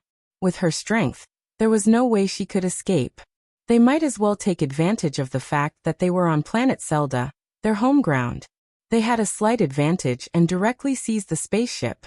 After exploring for a while, they would definitely be able to drive the spaceship away. "I can also go and test my spiritual power. Maybe I have spiritual power too. Then I can leave with you," Arvais said. Ningxu quickly shook his head. "Don't go. I have a feeling that these people are up to no good. There are so many people in the interstellar. Why would they come to our planet to look for people? Don't other planets have people with strong spiritual power? Also, the people on planet Sfelder don't live long. They die before they can cultivate a strong mecha operator." The physical fitness of the people on planet Sfelder was not good at all. Just thinking about it made him feel that there was a problem. Arvais's eyes flashed. "Hearing you say that, I feel that there is a problem. If we want to leave this place, we have to seize the spaceship. It won't be easy to achieve this. We'll need a lot of manpower. Why don't you discuss this with Vivian's brother? He's the boss of this area. Many people listen to him. If he can help, our chances will be higher," Alvius said. Ningxu nodded, put down the bowl, and went to look for Vivian's brother. Ningxu went to look for Vivian's brother in the hot weather. Vivian's brother was a skinny man who was about 17 or 18 years old. His thin and weak appearance didn't look like boss at all. He was a far cry from Ningxu's imagination of a burly loafer. However, there were very few people on planet Sfelder who were fat. There was a shortage of food, so they couldn't accumulate fat at all. Most of them were sallow and emaciated. "Eliza." Vivian saw Ningxu and immediately greeted him. "Are you here to look for me?" "I'm here to look for your brother." Ningxu looked at Owen. Owen turned to look at Ningxu. His expression was indifferent, and there was a murderous aura around him. This Owen had obviously killed someone before. There was a murderous aura around him. It seemed that it was quite difficult to secure the position of boss. "Why are you looking for me?" Owen asked. "My brother and I have something to discuss with you. Can you go over for a while?" Ningxu said. Vivian immediately said to Owen, "Brother, let's go. Girls are extroverted." Owen spat and said angrily, "For your sake, I'll go and see Arvais whom you keep talking about," Owen said. "Thank you, brother." Vivian immediately smiled, her face full of joy. Ningxu was a little surprised. He thought that it would take a lot of effort to persuade the boss of a region to go to their house, but the other party agreed just like that. This feeling was like inviting a county magistrate to a commoner's house, and in the end he succeeded. The group arrived at the tent. Owen walked in and looked at Arvais, who was sitting in a wheelchair, and asked, "Why are you looking for me?" Arvase calmly told Owen about what he had discussed with Ning Shu. Ning Shu felt even weirder. It was as if Arvase was assigning tasks to Owen. Arvase was neither servile nor overbearing in front of the boss of the region. This made Ning Shu feel that his brother was really not an ordinary person. After hearing Arvase's words, Owen shook his head. This is very difficult. Most importantly, when they saw such a large spaceship, they couldn't even muster any will to resist. The people of planet Sewder were all people who had not seen the world, so they had to resist the outsiders. They didn't dare. The difference in strength was too great. We can use this thing. Ning Shu pointed at the bucket outside the tent. Inside the bucket was the fuel that Ning Shu had collected. We'll think of a way to deal with the mecha operators. Without the mecha operators, ordinary people will be easy to deal with. He didn't believe that everyone on the spaceship was a mecha operator. People with strong spiritual power were not everywhere. If there were so many of them, these people wouldn't be looking for people with strong spiritual power everywhere. Ordinary things like washing clothes, cooking, and sweeping the floor should still be ordinary people. Maybe they were robots. That would be even easier to deal with. Ning Shu told him the method that she had been planning in her heart. Arvase heard Ning Shu's plan. It's a little risky. Even if it's risky, it's worth it, Ning Shu said. Arvase looked at Owen and said, I'll have to ask you to gather people for this matter. If we can really leave, we'll have fulfilled the wishes of our ancestors. We won't have to live in the garbage anymore. The people of the galaxy have never considered the Seldians. They ignored our wishes and treated Sewder as an abandoned planet. They dumped all the garbage on planet Sewder. Owen looked a little angry. It's a good thing to be able to leave planet Sewder. If we fail, the price will be too high. They might destroy Sewder because of this. Owen shook his head in disagreement. Arvase said indifferently, You don't have many years left to live anyway. Owen was now 17 or 18 years old. According to the average lifespan of the Seldians, Owen didn't have many years left to live. Owen's face trembled. Ning Shu was speechless. How could they talk like this? Their relationship would be strained at any moment. Forget about cooperation. They might even fight now. Chapter 1272. In order to prevent the conversation from failing, Ning Shu immediately livened up the atmosphere. My brother is just outspoken. He's young and ignorant. Owen, you have to be more tolerant. Actually, everyone doesn't have many years left to live. Owen was speechless. Brother, don't be angry. Listen to Arvase first, Vivian said immediately. Arvase coughed. Owen looked a little impatient. Then tell me, what if those people get angry and destroy planet Sewder? Arvase's pale finger tapped the wheelchair and shook his head. They probably won't. Sewder is now used as a place to put garbage. If they don't find a suitable place to dump garbage, they won't destroy planet Sewder. At most, they'll kill people in anger. There's so much interstellar garbage here. If planet Sewder is destroyed, the garbage will float in the universe and become cosmic dust. It will affect the movement of spaceships. The people in the tent were stunned by Arvase's words. Owen stared at Arvase. How do you know? Judging others by their own standards. Some time ago, spaceships dumped garbage on Sewder. This means that Sewder is still useful. These people won't dare to destroy Sewder. Ning Shu really wanted to applaud Arvase. His brainwashing skills were amazing. He was talking nonsense with a straight face. Even if those people destroyed planet Sewder and escaped, no one would know. As for the garbage that had become cosmic dust, it could be cleaned up. It just depended on whether the people of the Interstellar Alliance were willing to spend money. After all, endless garbage was a headache. If a spaceship flying at high speed hit garbage or cosmic dust, there could be big problems. Interstellar rescue was a very troublesome matter. Brother, I think what Arvase said makes a lot of sense. Vivian looked at Arvase with admiration. Owen pushed Vivian, who was standing in front of him. Go away. His sister was Arvase. Everything she said was right. Owen thought for a moment. I'll gather the manpower. Owen discussed some details with Arvase and then planned to leave. Let's go. Owen grabbed Vivian and dragged her away. Ning Shu poured a bowl of water for Arvase and gave him a thumbs up. You're amazing. Drink some water. He was usually quiet, but at the critical moment, he had the demeanor of a general. Owen called some people over, including March. When March saw Ning Shu, he raised his chin and coldly snorted at Ning Shu. Ning Shu couldn't be bothered with the little brat. He stood on the trash mountain and looked at the situation of the spaceship. There were still many people who went to test their spiritual power, but many of them were eliminated. Ning Shu even saw people fall from the spaceship as if they had been thrown out. The spaceship was suspended in the air at a certain height. If they were thrown down like this, they would definitely die. If there were any sharp objects on the ground that pierced through their bodies, they would definitely die. Owen was busy with some people, and Ning Shu would occasionally help. Seeing that the trap was almost done, Ning Shu planned to test his mental strength. Be careful, Vivian, Ning Shu said. Ning Shu smiled and said, I'm fine. Don't let anyone leak the news, Ning Shu, Owen said. Owen's face was full of annoyance. You don't have the right to tell me what to do. All right, he was the boss. Ning Shu Arves reminded him, be careful. I'm leaving. There's some food in the pot. Arves nodded. Ning Shu went in the direction of the spaceship. The spaceship looked close, but it was fucking far away. Ning Shu climbed over trash mountain after trash mountain. When he reached the bottom of the spaceship, there were so many people that Ning Shu was almost squeezed up. Just as he reached the entrance of the spaceship, a strong water pressure sprayed towards him. It was so strong that Ning Shu fell to the ground. When Ning Shu saw that there was water, he opened his mouth and drank until he was full.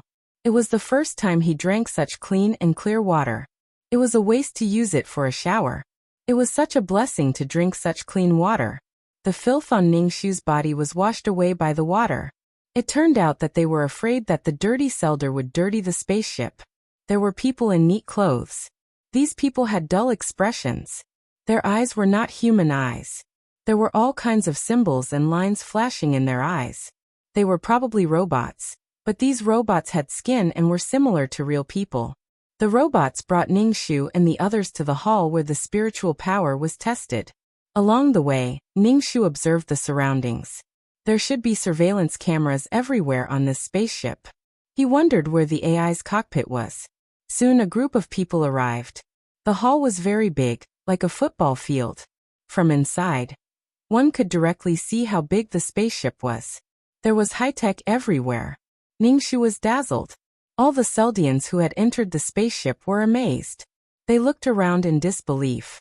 People who live in the garbage can't imagine the outside world. Ning Shu was amazed. This was just a plane. There were many planets in this plane. It was very, very big. The evolution of the plane was incredible.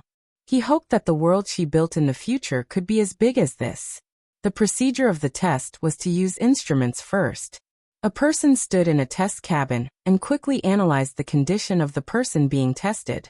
Spiritual power, physique, and other aspects of the body. Ning Shu looked at the people in front of him. Many people failed the test. Not one of 100 people passed. They were directly eliminated by the test cabin. Spiritual power not qualified. Spiritual power not qualified. Body disease. Recommended immediate quarantine.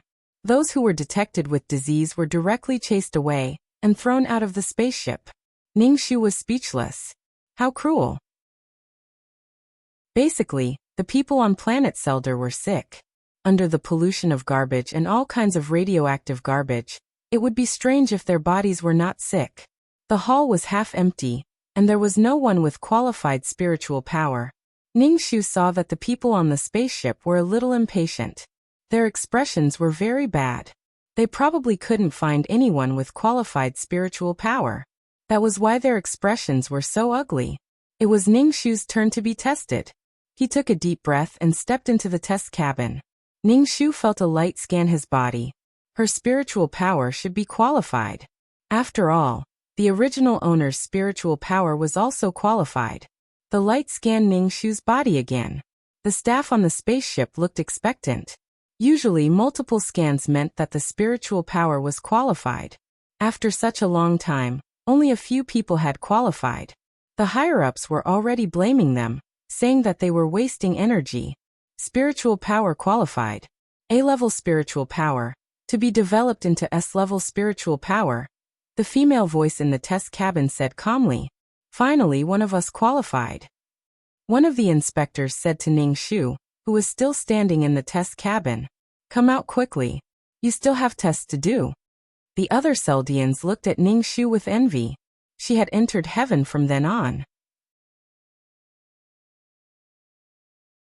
Chapter 1273. The test was still going on, and a staff member brought Ning Shu to another test site. Ning Shu looked around, memorizing the characteristics of the places she passed by. What are you looking at? The staff member saw Ning Shu looking around, and said unhappily. Ning Shu immediately retracted his gaze, and his hands grabbed the corner of his shirt and kneaded it. I have never seen these things before.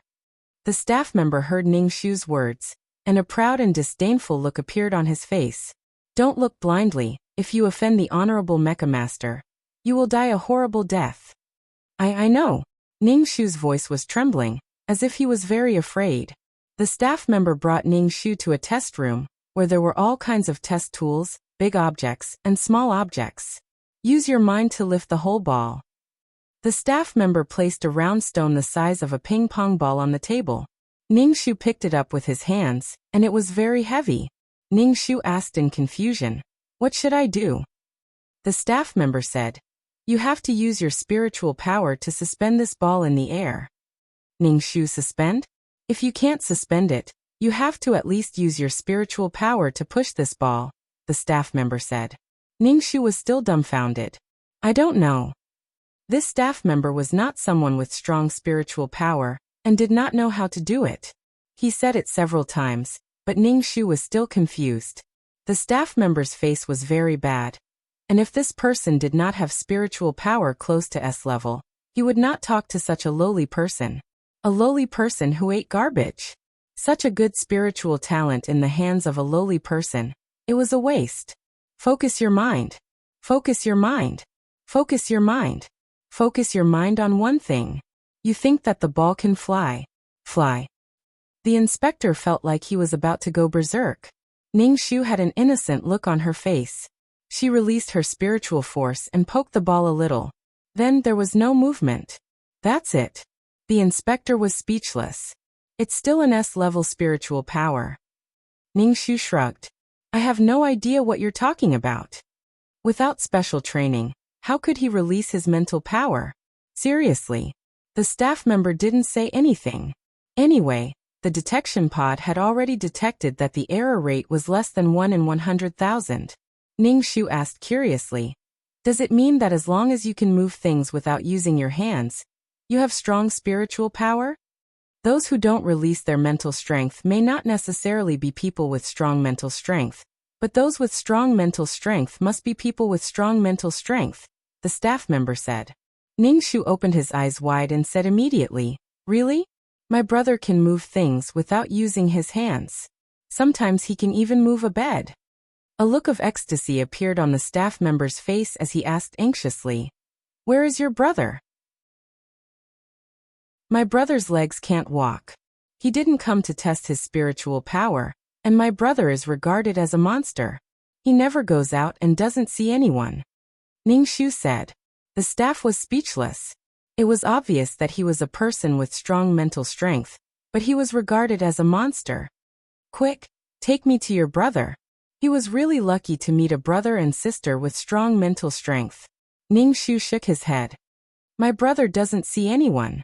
As long as he goes out, we can give him the best treatment. There will be many people to serve him. He will live in an incomparably spacious house. He will be able to eat his fill, and he will never be poor again. The staff member tempted Ning Shu. There will also be a lot of galactic coins. Ning Shu's face was full of longing, but then he shook his head. My brother has a strange temperament. He won't see anyone. If you force him, when he goes crazy, his eyes will be red, and there will be strong winds around him. Everything will float, and he will commit suicide. Ning Shu said ba in his heart. Alvius was actually a good baby. This will commit suicide? The staff member's expression was incredulous. With strong mental strength, he was actually regarded as a monster. And this monster didn't know that he had a treasure on him. The heavens were really blind. You'd better not harass my brother. If he commits suicide, I won't go with you. Ningxu took 2 steps back, extremely vigilant. The staff member rubbed his forehead. I'll ask the higher-ups. Wait for me here. Don't run around. Ningxu shook his head directly. Don't disturb my brother. My brother won't go with you. We won't let go of someone with strong mental strength, the staff member said. Ningxu was dumbfounded. What? No, I mean we won't let go of someone who can become a strong mecha pilot. Your brother has such good talent. Don't waste it. Ningxu still shook his head. No, you will drive my brother to his death. The staff member looked impatient. Wait here. I'll ask the higher-ups. Don't go. I shouldn't have mentioned my brother. Ningxu's face was full of regret and looked depressed. My brother will blame me. My brother will kill me. The staff member ignored Ningxu and left in a hurry. Ningxu stood in place and waited impatiently. Then he strolled around. He looked around everywhere. Madam, this is not a place for you. Please leave. Ningxu had just gone upstairs when a robot in a tuxedo stopped Ningxu and said coldly. Ningxu had no choice but to go back. Now was not the time to alert the enemy. Ningxu went downstairs obediently. He guessed that there was a more important place upstairs. The spaceship was very big. Ningxu looked around in surprise and noted some markings. Occasionally, she would meet some robots. These robots either ignored Ningxu or chased her away. Ningxu turned around and left without any reluctance. After a while, Ningxu planned to go up to the upper floors to take a look. She wondered if the robot was still guarding there. Madam, this is not a place for you. Please leave. The same robot said the same thing. Ningxu. It seemed that the robot was guarding here. Ningxu could only leave and walk around. Sometimes, she would even open the door to look. She was not worried that these people would not be able to find her. After all, everyone on this spaceship was basically transparent. They were being monitored. Soon, a robot came over and said to Ningxu, Madam, please go to the examination room. Please follow me.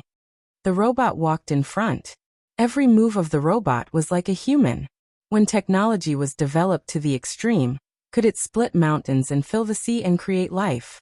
Speaking of which, 2333 was also a kind of technological life. Ningxu followed the robot back to the examination room. The robot first bent down and put his hand on his heart. Honorable Master, I have brought the person. Chapter 1274. Ningxu saw that there were 2 more people in the examination room. One of them had a noble expression and was covering his nose with a handkerchief. The other person was burly and had a 5-pointed star badge on his clothes.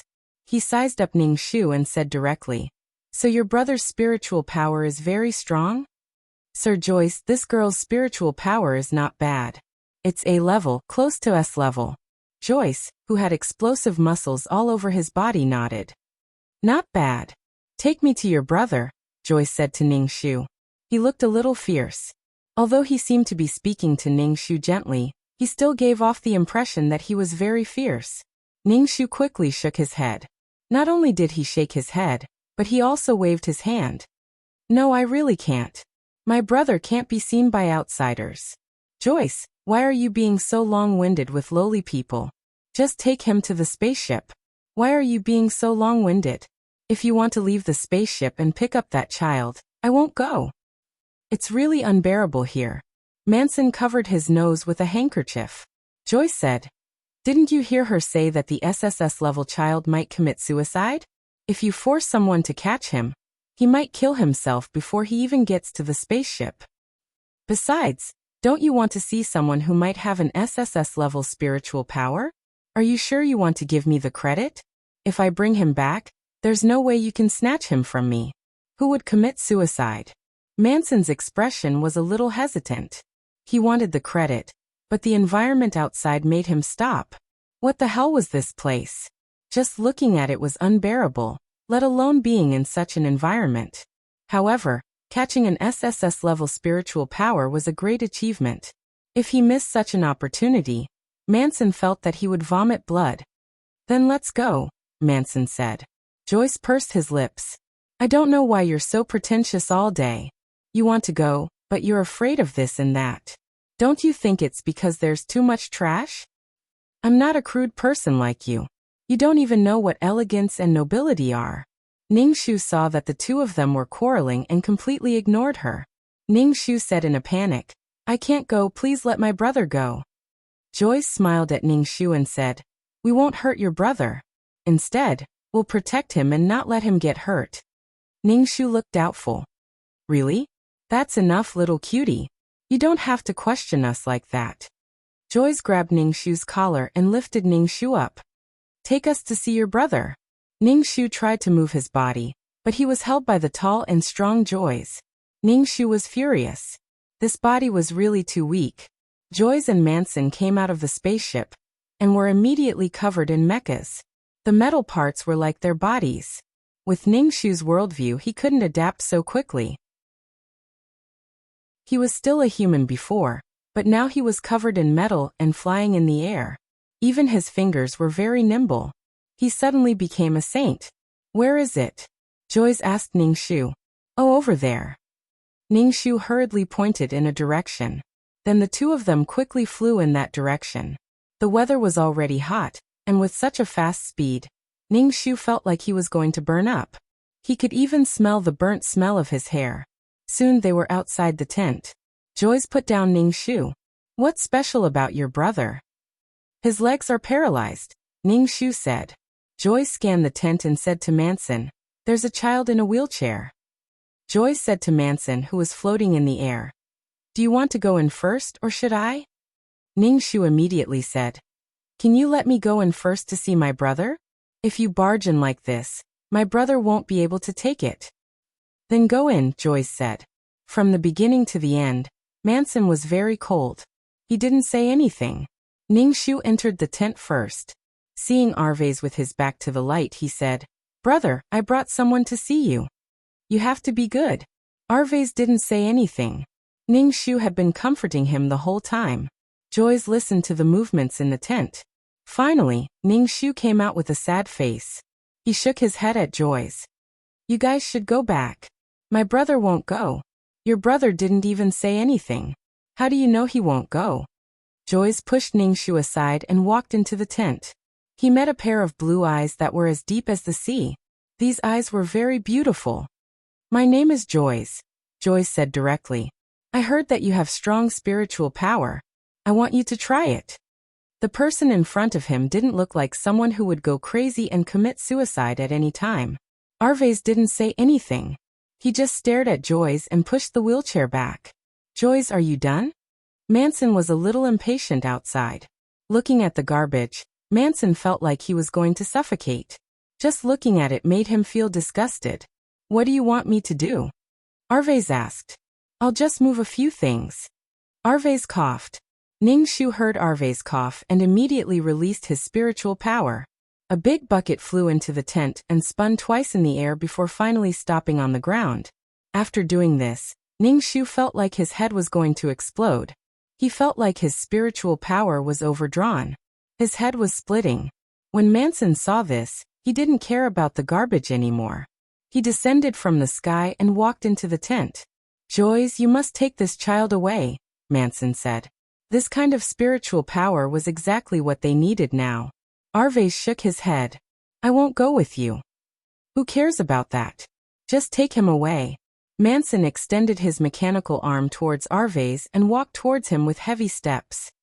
Wait, don't be anxious. Joyce pulled Manson back. If he's dead, no matter how strong his spiritual power is, it's useless.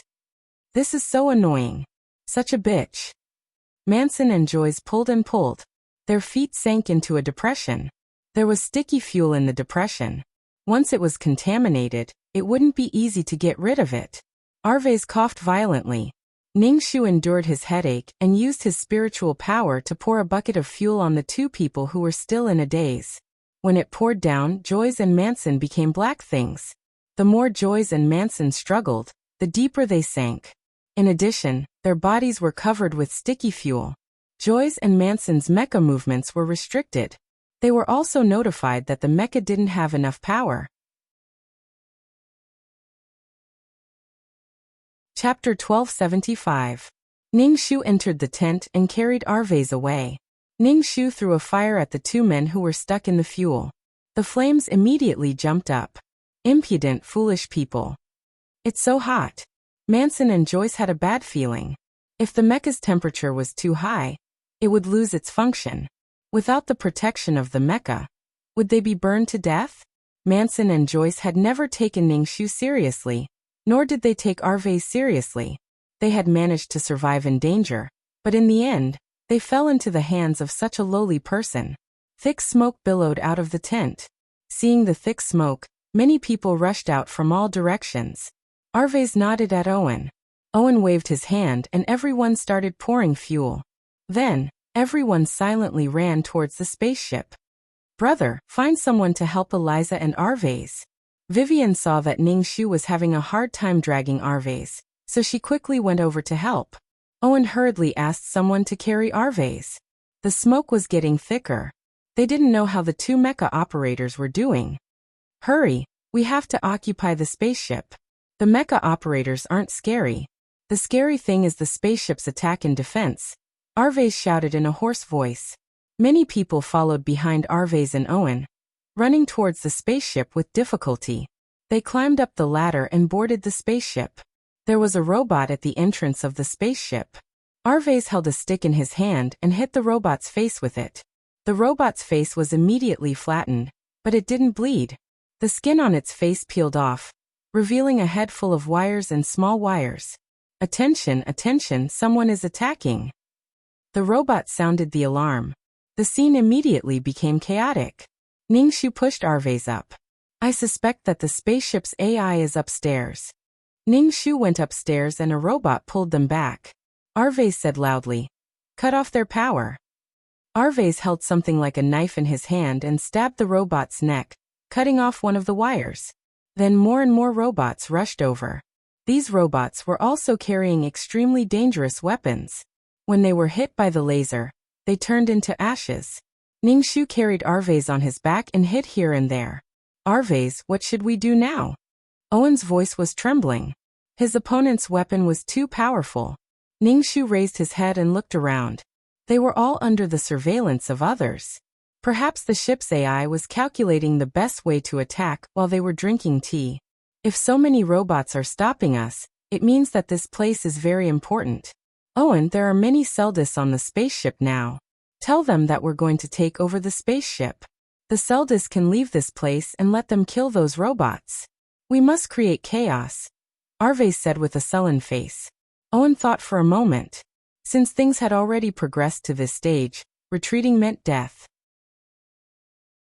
He might as well fight to the death. Owen turned around and left.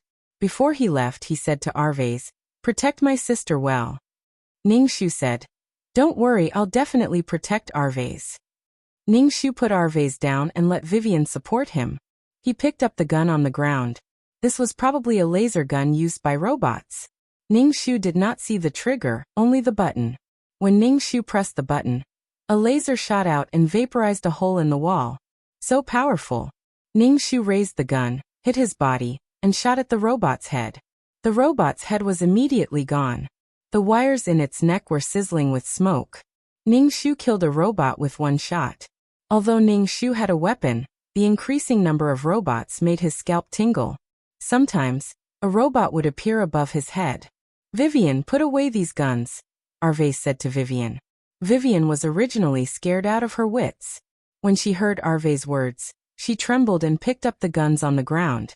Ning Shu grabbed Vivian, and a laser passed by her side. Ning Shu shot the robot's head. Vivian was so scared that her face turned even paler. Ning Shu thanked her. Thank you, Eliza. Arvez took the gun from Vivian's hand and blew up the surrounding probes. With a bang, the probes exploded. Soon Owen came over with a large group of people. Arvez said directly, pick up the gun on the ground. It's easy to use.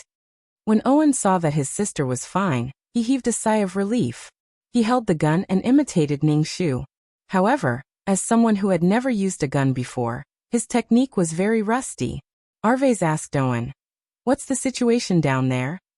I said that there's a lot of food on this spaceship. We've occupied the spaceship and asked them to find food and food.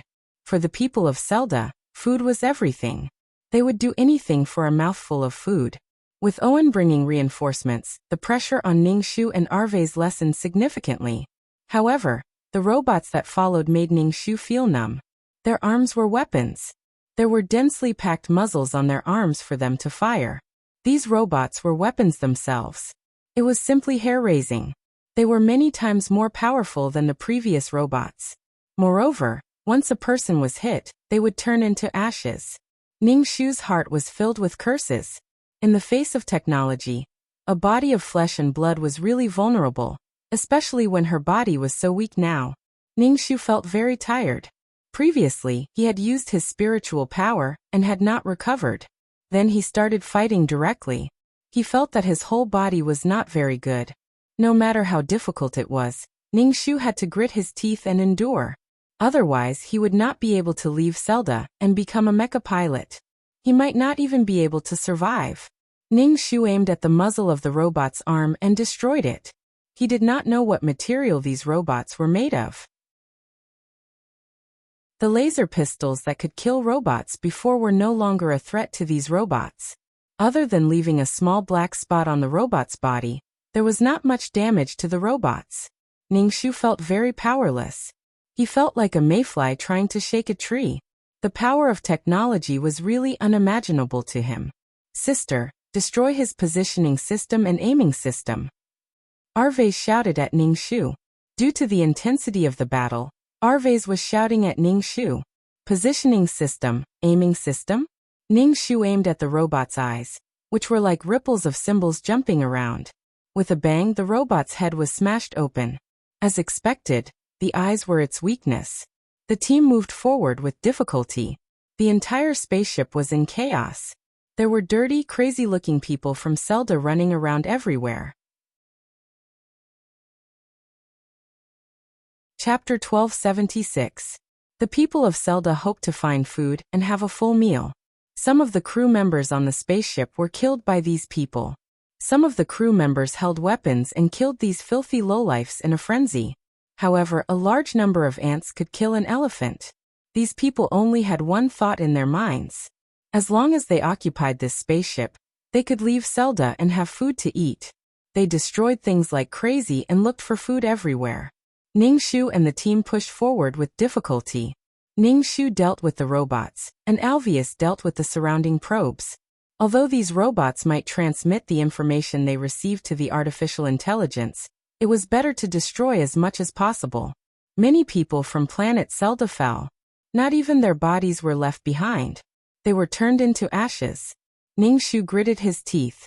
If he wanted to break through the situation in front of him, there would definitely be sacrifices. Staying on planet Zelda was death, and retreating now was death. It was better to move forward. If you want to gain something, you have to lose something. Living itself was a difficult thing. For Ningxu, it had always been very difficult. The number of robots gradually decreased. He didn't know if it was because there were fewer robots on the spaceship or if they were preparing for some big move. The group came to a thick metal door. It looked a bit like stainless steel, but it was probably made of a more expensive material. There was no handle or anything to open the door. There was a scanner beside the door, which was probably used to check the identity of the person inside.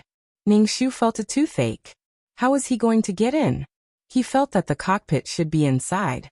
Ningxu hit the door with a laser, but the door didn't react at all.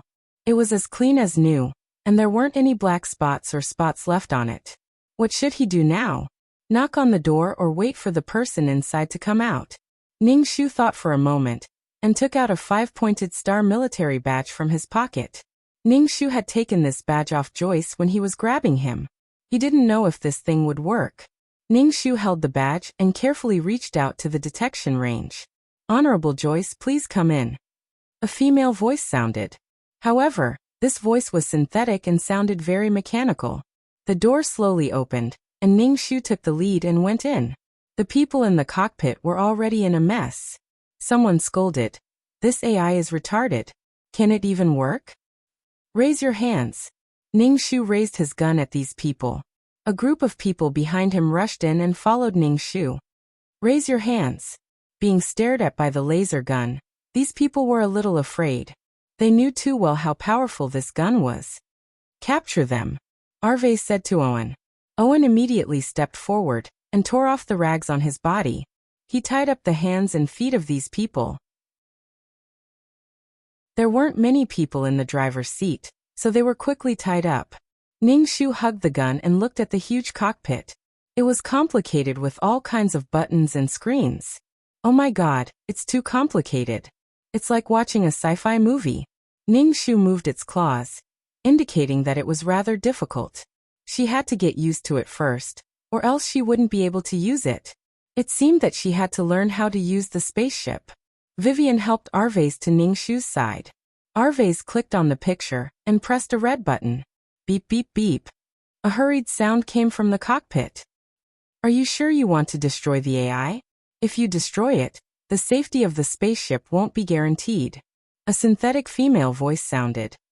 I suggest changing the AI's operating method. I don't recommend destroying it. Arvase sneered and glanced at the people who were tied up. I know you've already sent out the message. The people who were tied up all shook their heads in fear. Arve's expression was indifferent. He pressed another button, and a few cages descended from the sky, covering these people inside. If you don't want the AI to be destroyed, you'd better be obedient, Arvase said. He changed the operating method of the AI. He sat on a chair and placed his legs weakly on the ground. Yarvi clicked on the overlapping screens, dazzling everyone's eyes. Ningshu looked at Arvase from the side. Was this Arvase Eliza's brother? He obviously wasn't. From then on, Arvase took control of the spaceship. Warning, warning, a heat source is approaching the spaceship, the synthetic female voice said unhurriedly and emotionlessly. Two fireball-like things appeared on the screen and flew towards them. Ningshu was speechless. A mecha pilot's vitality was so tenacious that they could actually struggle out of the fuel. Also, after being burned for so long, the mecha's equipment wasn't damaged. Technology really changed lives. Do you want to destroy the heat source? The synthetic female voice asked. Arvase pressed a button, and a ray of light shot out from the spaceship. Seeing this ray of light, Manson and Joyce's faces were filled with extreme fear. They tried their best to escape, but still couldn't. When the ray of light hit them, it instantly vaporized. Ningshu's eyelids twitched wildly. He felt as if his worldview had been attacked. Oh my god! Even a powerful cultivator wouldn't be able to withstand an attack like this. Technology relied on external objects to possess great power. It studied genes and improved the defective genes of humans, thereby extending their lifespan. Cultivators, on the other hand, cultivated themselves. In fact, they were essentially the same. All they needed to do was gently press a button. And a person like Arvase, who was powerless and had crippled legs, could also possess great power. Dear people of planet Seldar, we've now occupied the spaceship. We'll bid farewell to this filthy garbage and have a new life. Those who haven't boarded the spaceship yet, please board the spaceship quickly. We have to leave soon, Arvase said. In order to deal with the two mecha pilots, the fire on planet Seldar had already spread. A place full of garbage couldn't survive at all. That was why Arvase had told the people of planet Seldar to hurry up and board the spaceship. Ningshu felt that Arvase was quite kind at heart. He just didn't know if the spaceship could hold so many people. Hearing Arvase's words, the people of planet Seldar all cheered and hurried toward the spaceship. Ningshu let out a long breath and shook his stiff arms. They had finally succeeded in occupying the spaceship. They were just lucky. Arvase said to Owen, "Go and help manage the people on the spaceship." Arvase looked at Vivian, who was still in a state of shock and hadn't come back to her senses yet. He said gently, "You go and rest too. Don't be afraid." "Oh okay," Vivian immediately said. Then she looked at Arvase in admiration. "Arvase, you're so amazing." Chapter 1277. Vivian felt like she was in a dream. They were about to leave the struggling planet Seldar. Vivian looked at Arvase as if she was looking at an immortal. Arvase looked at Vivian and said gently, "Go get some rest." Vivian turned around and left the cockpit in a daze. Arvase turned around and looked at Ningshu.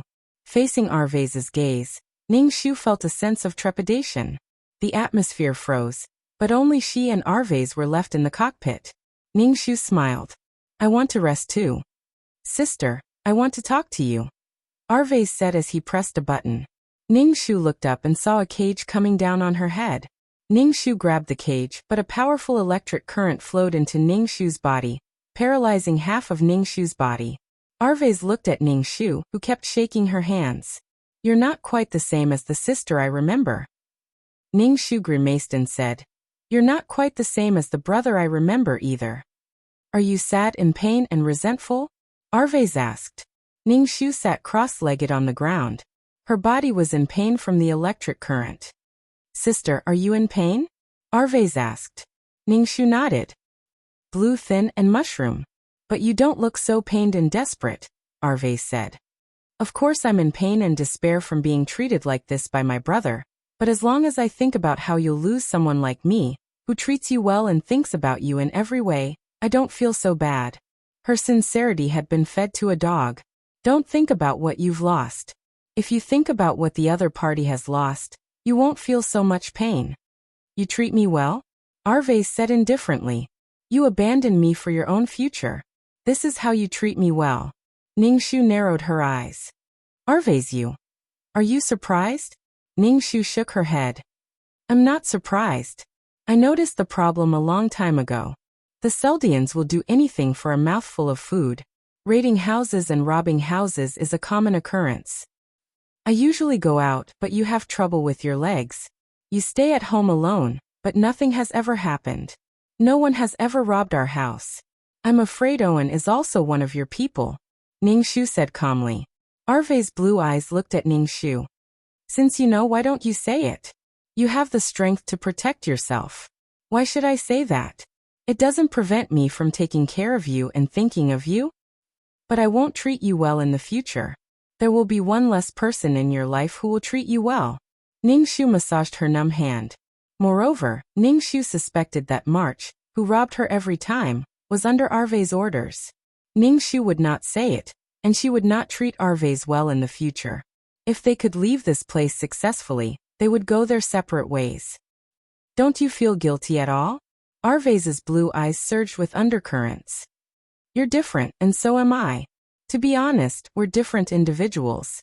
You're not my responsibility. I'm willing to take care of you, because I love you.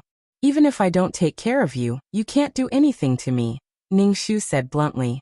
No one should be responsible. We're all independent individuals. Sophistry, your sophistry, Arvez said angrily. You dare to say that you didn't abandon me for vanity? Ningxu waved her hand. Let's not talk about whether I abandoned you or not. Leaving at that time was the best choice. Besides, I wanted to leave not only to change my fate, but also to help you stand up and take you away from Selder in the future. But I'm dead. I was robbed of my mental strength and died. Ningxu said. You're dead? Arvez was a little surprised. Ningxu spread his hands. Look at you. Something must have happened to you after I left to change your fate. Maybe you left planet Selder. You're lucky, but I'm not. I don't care if you hate me or hate me, Ningxu said. Ningxu treated Arvez well, so he did not expect Arvez to repay him. Without expectations, there was nothing to be disappointed about. People were angry because they had given something, but the other party had not given anything in return. Therefore, they felt indignant, resentful, and pained. I treated him so well. So why did he treat me like this? That's why I was indignant and resentful. It's because you started over again. You knew that these people had bad intentions and that you would die too, so you brought me along this time, Ningxu said.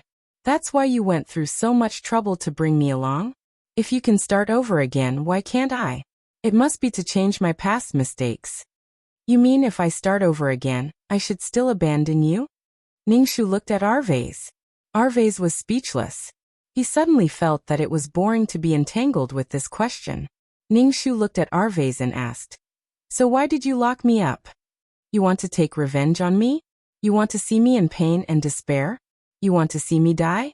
Eliza's wish was for her brother to stand up. It seemed that Arvez could stand up without her help, and was doing better than her. Then she still wanted to become a mecha pilot. However, she was now locked up by Arvase and did not know if she could survive. Ningxu did not think that Arvase would let her go just because she treated him well in the past. He hated his sister for 2 lifetimes.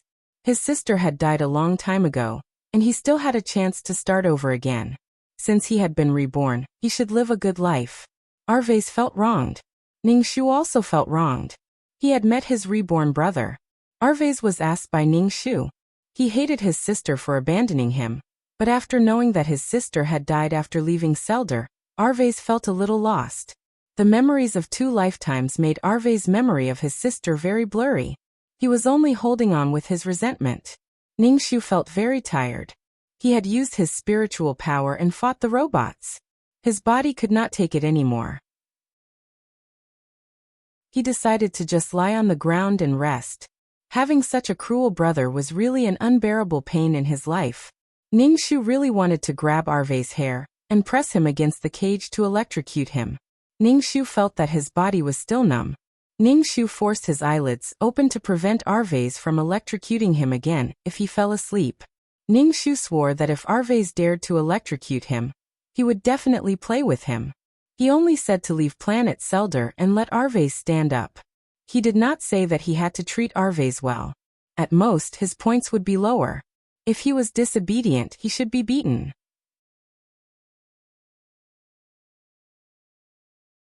Chapter 1278. Arvase pressed a button, and the cage covering Ningxu's body lifted up. Get up. Why are you still lying down?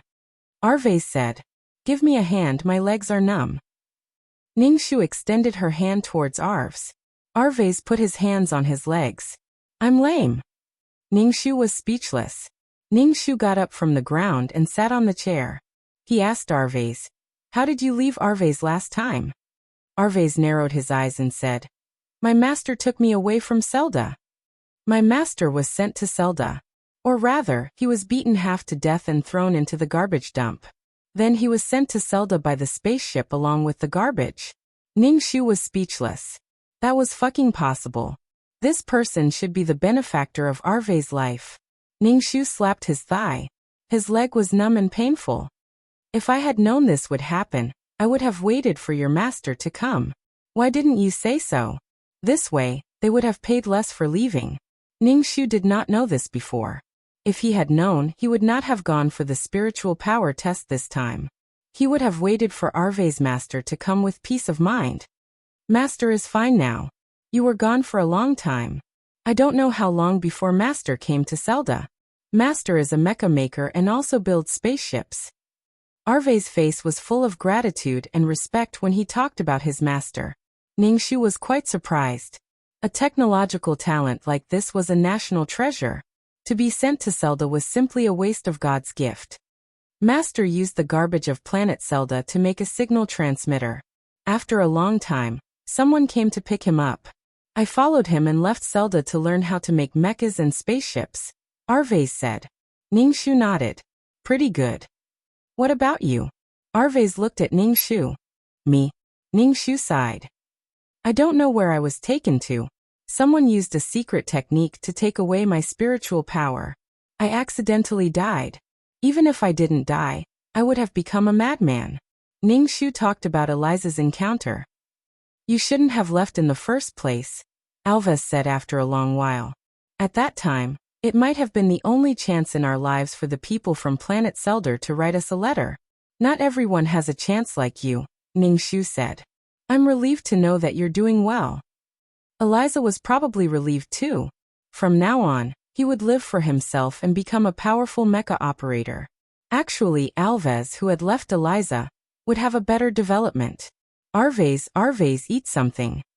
Vivian came in with clean food and water. She gave one to Arvase and one to Ningxu. Arvase, I've never seen such an exquisite chef. The water is so clear. He even specially made this food. It's amazing. Vivian washed herself clean. Her wine-red hair looked very cute. Arvase smiled gently. Have you eaten? Yes, I've eaten. Then I'll send some over. Eliza, you eat too. I've never eaten such delicious food, Vivian said to Ningxu. Ningxu nodded. He picked up a spoon and ate. The taste was really good. It was very fragrant. Vivian, go and call your brother over, Arvais said. Okay. Vivian immediately left. Ningxu looked at the obedient and moving Vivian and said, Vivian is a good girl. Arvais gave the steak in the box to Ningxu. Vivian accompanied me through the most difficult period on planet Sewder. After her brother died, we relied on each other. Then Master came and took Vivian and me away. Ningxu ate the steak. His mouth was full of fragrance. He nodded. It's quite good. Treat Vivian well in the future. Ningxu said again. What about the people on planet Sewder? There was no way to solve so many people. Where are we going next? I want to go to planet Omega. Master is there. Planet Omega is the most technologically advanced planet. Master is there. Basically, the most advanced technology in the galaxy came from there. Omega? This name was really straightforward. What about these people? Are they going to Omega too? Ningxu drank the soup. He felt that he had not eaten so comfortably in a long time. Impossible. Planet Omega won't let them go. They'll be expelled. Arvais said. Ningxu said. Oh, then on the way to Omega, if we encounter any planets, we'll let some people go? Arvais nodded. That's what I think. What about the spaceship's energy? Is there enough energy to reach planet Omega? Ningxu asked. Every time we arrive at a planet, I'll add energy. Do you have money? No. Ningxu spread his hands. Then what do we do? Try to save energy and turn off some unnecessary functions, Arvais said. I'll listen to you, Ningxu said. She did not know anything anyway. Driving a car was fine, but driving a spaceship. Ningxu felt a little guilty. Ningxu and Arvais chatted as they ate. They sorted out the things that were going to happen next. Arvais still went to look for his master to do his old job, making mechs and spaceships. Arvais said that there was a mech college on planet Omega. When the time came, he would use his connections to get Ningxu to study in the mech college. Ningxu looked at Arvais' blue eyes. Before this, he wanted to kill her, but now he was suddenly nice to her. We're both people who have started over. If we can live together, then let's live together, Arvais said. Ningxu immediately smiled and said, That's good. We'll live well from now on. Arvais asked, Do you know who those people who robbed you of your spiritual power are? Ningxu shook her head. At that time, I was confused. I didn't even know who it was. In my confusion, my spiritual power was robbed, and then I died. If you know who the other party is, you can file a complaint. This kind of thing violates the Interstellar Treaty, Arvais said. Ningxu said nonchalantly, to be able to do such a thing, there must be a big power behind them. Complaining is useless. Instead, it will expose us and implicate us. We're too weak now. It's not good that we're still alive. Arvais thought for a moment. You're right. Let's wait until we have some power. We can't just let it go. Ningxu said. I want to rest. I'm a little tired. Today, he had overdrawn his spiritual power and fought. Ningxu's body was very tired now. When he relaxed, he could not even lift his arm. Without a peerless martial art, his body would not be able to withstand even the slightest damage. Chapter 1279. Ningxu got out of the cockpit, found a random room, and lay down on the bed. No matter what, he had to sleep first. Ningxu felt that he hadn't had a good sleep since he came to this world. Planet Sewder was extremely hot during the day and freezing at night. He couldn't sleep well at all. He was afraid that he would freeze to death if he fell asleep. He could sleep during the day, but he had to go out and look for trash. Otherwise, he wouldn't have anything to eat for the day, and if he didn't eat at night, he might really die. Lying on the comfortable and clean bed, Ningxu felt that life was so blissful that he wanted to cry. It wasn't easy. Arvais knocked on the door a few times, but she didn't wake Ningxu up, so he let her be. Ningxu didn't know how long he slept. When he woke up, his body was weak and sore. He didn't know if the air on the spaceship had spirit energy. Ningxu sat cross-legged on the bed and started cultivating. There was very little spirit energy, but the air was much fresher than Sewder's. It was probably able to produce oxygen and substances needed by the body. Although the spiritual qi was very little, Ningxu still continued to cultivate. It was quite good to be able to relieve her tired body. Ningxu didn't stop cultivating until Arvez knocked on the door again. Ningxu opened the door and saw Arvez sitting in a brand new wheelchair. "Drink this." Arvez handed Ningxu a tube with some liquid inside. Ningxu guessed, "Nutrient solution?" Arvez nodded. "Drink it. It can slightly improve your body." The people of planet Selder are all in a state of exhaustion. Ningxu raised his head and gulped down the nutrient solution. The nutrient solution had a cool taste, a little like drinking mint water. However, after a while his stomach felt warm. He felt a warmth spread from his stomach to his limbs and bones. He felt very comfortable, as if his body had come back to life. Some energy gathered in his dantian, forming a hair-sized force. The force began to slowly repair his body. This was good stuff. Ningxu asked, "Have you drunk it?" Alvius said, "I've already drunk it. Vivian and the others have also drunk it." Ningxu thought about it and said, "Are you going to take Vivian and Owen to Omega?" "I definitely have to bring Vivian along, and so do her brother. They've been with me for a long time," Alvius said. Ningxu nodded. Life on planet Selder was difficult, and life outside of Selder was still difficult. Ningxu realized that if she really went to planet Omega, she wouldn't even have the skills to make a living. "Don't tell me I still have to pick up trash?" He even said that he wanted to become a noble and powerful mecha pilot. He couldn't even fill his stomach, let alone a mecha. Mechas were very expensive and rare. It required all kinds of rare metals, and it also required the help of a master mecha master. Just thinking about it made Ningxu feel like he had nothing left to live for. His goal was as far away as the stars in the sky. He should set a small goal first, such as surviving first and finding a way to make a living. Ningxu felt that his previous skills were completely useless in the galaxy. Being a lawyer, in a place where the strong were respected, the law was basically child's play. Washing clothes and cooking? They had robots and all kinds of advanced technology. They could solve everything. Ningxu thought about it, and still felt that he should set up a broken bowl and beg for food. He was completely useless, a complete piece of trash. "Are the people on planet Selder okay?" Ningxu asked. With so many people mingling together, there would definitely be friction. Alvius said indifferently, "Someone caused trouble. Owen has already killed him. He killed him with a gun and turned him into a pile of dust. He's been well behaved for now. Killing the chicken to warn the monkey. Some people are greedy and want to seize the spaceship. What's the use of seizing it? They just want to take all the food on the spaceship for themselves. They're short-sighted." Alvius said indifferently, "Letting them on the spaceship is already very kind. If these people stayed on planet Selder, they would definitely die. Besides, planet Selder was already on fire." Ningxu nodded. If he did not show some attitude, the spaceship would probably be in chaos. "How far is the next planet?" Ningxu asked. "The artificial intelligence system said it's dozens of light years away," Alvius said. Ningxu was speechless. Ningxu counted with his fingers. The speed of light was about 300,000 kilometers per second. 1 hour was 300,000 kilometers, multiplied by 60, which was 1,800,000 kilometers. In 24 hours, it should be 1,800,000 kilometers. Multiplied by 24, it was 365 days a year. It was unimaginable. Ningxu could no longer calculate it. Ningxu did not even dare to think about such a distance. Ningxu stopped calculating and asked directly, "Then when will we arrive?" "It will take some time." Alvius pushed the wheelchair out. Ningxu said, "Go ahead and rest.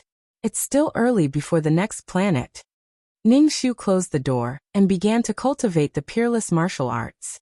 His body was in a terrible condition. Cultivating the peerless martial arts could slowly heal his body and allow him to live a little longer. After cultivating, Ningxu went to learn how to fly a spaceship from Alvius. If he could not win in the future, he could fly a spaceship and escape faster. As soon as Ningxu entered the pilot's cabin, he saw Alvius and Vivian talking. Ningxu retracted his foot. Would he disturb the couple? Eliza. Vivian waved at Ningxu. Ningxu walked over. What are you playing?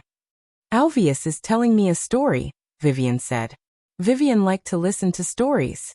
Ningxu asked, what is it about? It's the story of a powerful mecha operator falling in love with an ordinary woman. The process is thrilling, Vivian said with a longing expression. It's so beautiful. Ningxu was speechless. Ningxu looked at Alvius. He knew how to tell stories like this. Ningxu looked at Vivian and asked, what kind of provocation? There are many bad guys who use ordinary women as bait in order to catch and kill a mecha operator. Are they trying to trick a mecha operator? How do you know? Alvius told you this story too? Vivian asked Ningxu in surprise. Ningxu was speechless. Logically speaking, a powerful mecha operator and an ordinary woman were a combination. The ordinary woman was in charge of being weak. In any case, the powerful mecha operator would be like a firefighter. That was how heroes saved beauties. That was how fairy tales were told. Snow White choked. When the prince sucked out the old phlegm in Snow White's throat, Snow White could breathe again. Anyway, the prince woke Snow White up by kissing her. Vivian could not control her surging maiden heart. Ningxu asked, what's the ending? The bad guys killed the hostage, and the ordinary woman died? Chapter 1280. Ningxu said to Vivian, I think the woman should be dead. The strong mech pilot was so angry that he transformed into a scion to kill the bad guys. Then he castrated himself in front of the woman's grave. He wanted to keep his chastity for the woman and never love again? Vivian's eyes were blank. What are you talking about? The mech pilot is so strong. How could he let the woman die? What is castrating himself? Ningxu glanced at Arvase's indescribable place. Arvase calmly placed a book on his lap to cover that place. Ningxu said directly, it's where you pee. Vivian made an O sound. Ningxu asked, why do women die? Why do men castrate themselves? The lives of ordinary people are very fragile. Since the man is a strong mech pilot, his enemies must not be weak. When a woman falls into the hands of these people, she will not have the power to protect herself. It is very likely that she will die. Heroes saving the damsel in distress? Just listen to it, Ningxu said. Not only do women live in fear, but men are also tired. They have to save their own women all over the world. Ningxu played with Vivian's wine-red hair.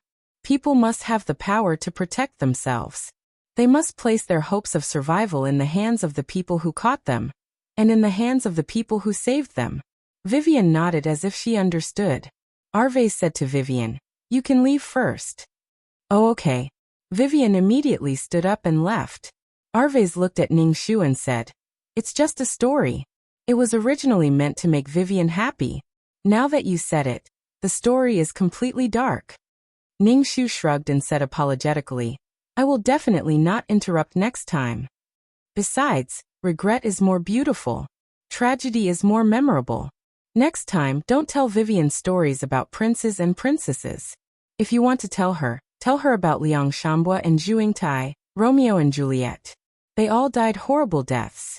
I guarantee that Vivian will cry in front of you. Isn't it better if you pass her tissue then? Ningxu suggested to Arvase. Arvase changed the topic. Why are you looking for me? I just want to learn how to fly a spaceship, Ningxu said. Piloting the spaceship is a very simple matter. Because of the AI, you can just give the order and set the destination. The spaceship can go by itself. It sounded simple and smart. Arvase pushed the wheelchair and introduced the operation of the spaceship to Ningxu. He also told Ningxu how to give orders. Ningxu looked at Arvase's familiar expression and asked, what did you learn from your master? How's it going? Alvius said indifferently. In the beginning, I didn't know anything. I still had to learn the most basic things, starting from reading and numbers. Fortunately, Master gave me the nutrient solution to slowly improve my body. Otherwise, I don't even know if I could make a mech or a spaceship before I die. This was already considered a relatively good life.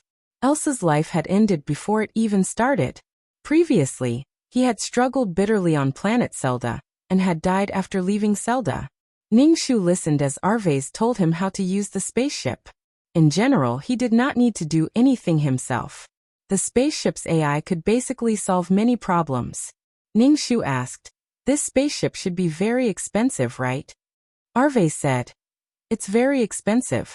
The metal used to make the spaceship is very expensive. It has to be wear-resistant and heat-resistant. The spaceship has to be very fast, and the material has to be very good. The AI of the spaceship is also very expensive." Ningxu nodded to show that he understood. "If we reach Omega and don't have money, can we sell the spaceship?" Arvez nodded. "Yes, but we have to sell it on the black market. After all, this is stolen goods." "That's good." Ningxu wrote down everything he did not understand and showed it to Arvez. Arvez would answer Ningxu's questions one by one. In addition to learning things, Ningxu cultivated ultimate martial arts. He already had some strength in his body, but it was all used to repair his body. Every once in a while, Arvez would give Ningxu a tube of nutrient solution to improve his body. These nutrient solutions were all from the spaceship. Arvez told Ningxu that the spaceship was very expensive. It was so big and had a lot of nutrient solutions and food. There should be a powerful force behind it. Could it be someone from the military? Ningxu recalled the military badge he had taken previously. The military badge doesn't mean anything. If it's a powerful interstellar hunter, the Interstellar Federation might also issue this thing and enjoy some rights, Arvez said. All kinds of forces are intertwined. We just have to be careful. The spaceship is very eye-catching. Okay. No matter where they were, it was very dangerous. After setting off from Zelda, they finally encountered a planet. From afar, this planet emitted a yellow halo. Arvez said, "The Zeldians on the spaceship doesn't have much energy left. There's a planet ahead. You need to get off there. If you don't want to get off the spaceship, you can stay on the spaceship. However, we can't guarantee that we can reach the next planet if we have enough energy." Arvez's voice spread to every corner of the spaceship. Many people wanted to get off the spaceship when they heard Arvez's words. After all, leaving Zelda and reaching another planet would not be worse than Zelda's. The spaceship reached the sky above the planet and lowered a huge ladder. Many people got off the spaceship, but some people did not. When no one got off the spaceship, it retracted its hooves and flew away in a flash. With fewer people, the spaceship consumed less energy. Arvez turned off some energy-wasting functions. It was already good enough to have enough energy to keep the spaceship moving. Arvez's expression was much more relaxed. There was not much food left on the spaceship. With so many people, the amount of food consumed every day was simply incalculable. Furthermore, they ate, drank, and defecated on the spaceship. The spaceship was very burdened. Arvez still wanted to rely on this spaceship to reach planet Omega and find his master. Ningxu's daily routine was to cultivate and study. Arvez's daily routine was to tell Vivian stories and fly the spaceship. The order of the spaceship was maintained by Vivian's brother and the others. Arvez was probably touched by Ningxu's words. When he told Vivian stories again, he would choose especially sad and tragic love stories. Tangled, sad, and extremely tangled stories. Vivian would be confused and moved to tears every time she heard it. Arvez silently handed her a tissue. Sometimes, when Ningxu saw such a scene, she would even see Arvez smiling. Ningxu was speechless.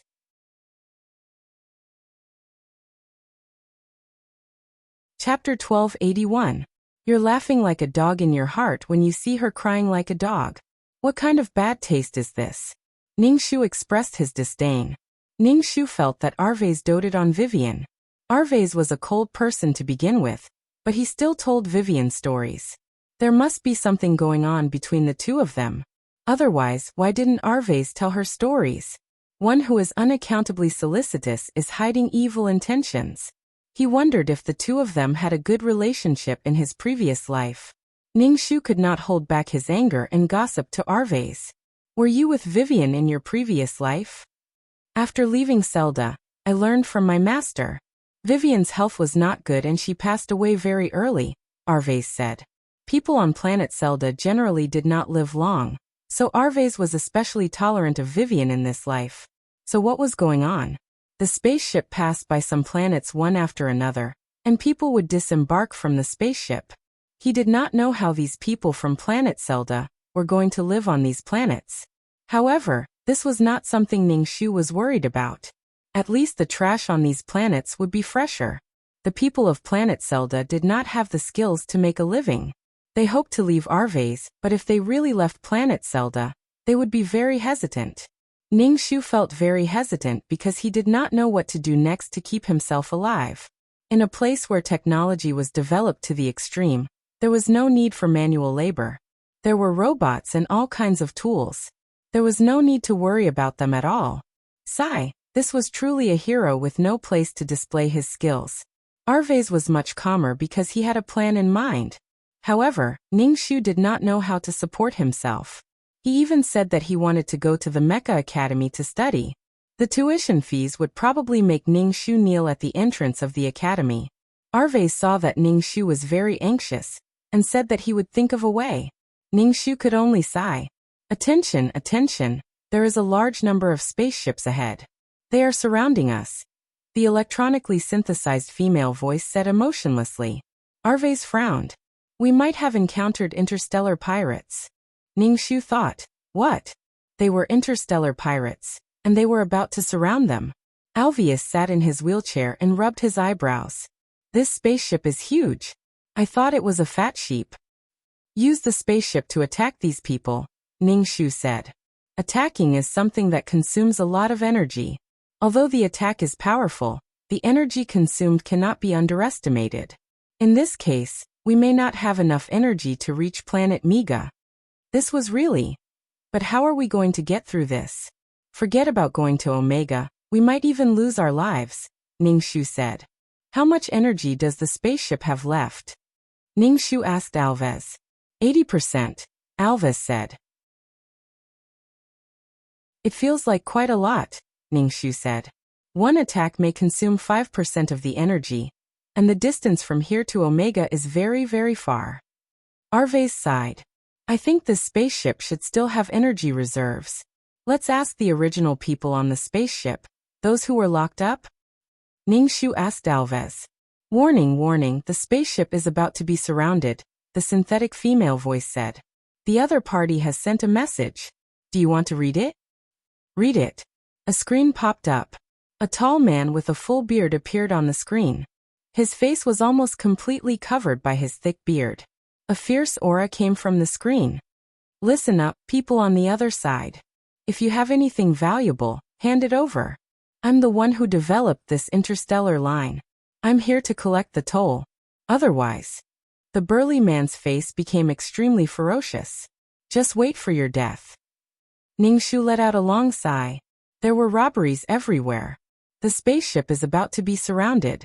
Do you want to attack? Alveus looked at the screen and analyzed the other party's spaceship. Ningxu shrugged his shoulders. Alveus, fighting is the only way. If they surround us, it'll be very dangerous. If they board our spaceship, we'll be at their mercy.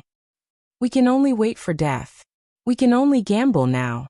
Alveus took a deep breath and controlled the spaceship. The spaceship shook and was about to fly out of the other party's encirclement.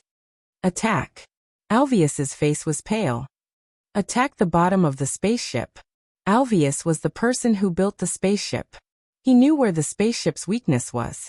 The shaking became even more intense. It even fell headfirst. Ningxu rubbed his forehead. He felt that there was a big bump. The spaceship shot a ray of light at the spaceship in front of it. This ray of light was white. The spaceship that was hit by the ray of light actually exploded with a bang. Heat waves rolled over. Bastard, you actually dared to attack first. If I don't teach you a lesson, you won't know what I, Ella, am capable of. In the screen that popped up, the man with the full beard was roaring angrily. His beard was shaking. Then the spaceship shook violently. Something hit the spaceship. Alveus controlled the spaceship and avoided the attack. He didn't care about calculating the energy and ran forward with all his might. The spaceship behind them chased closely. No matter how the spaceship dodged, there would still be attacks that hit the spaceship. Ningxu was so shaken that he wanted to vomit. Alvius fell from the wheelchair and lay on the ground.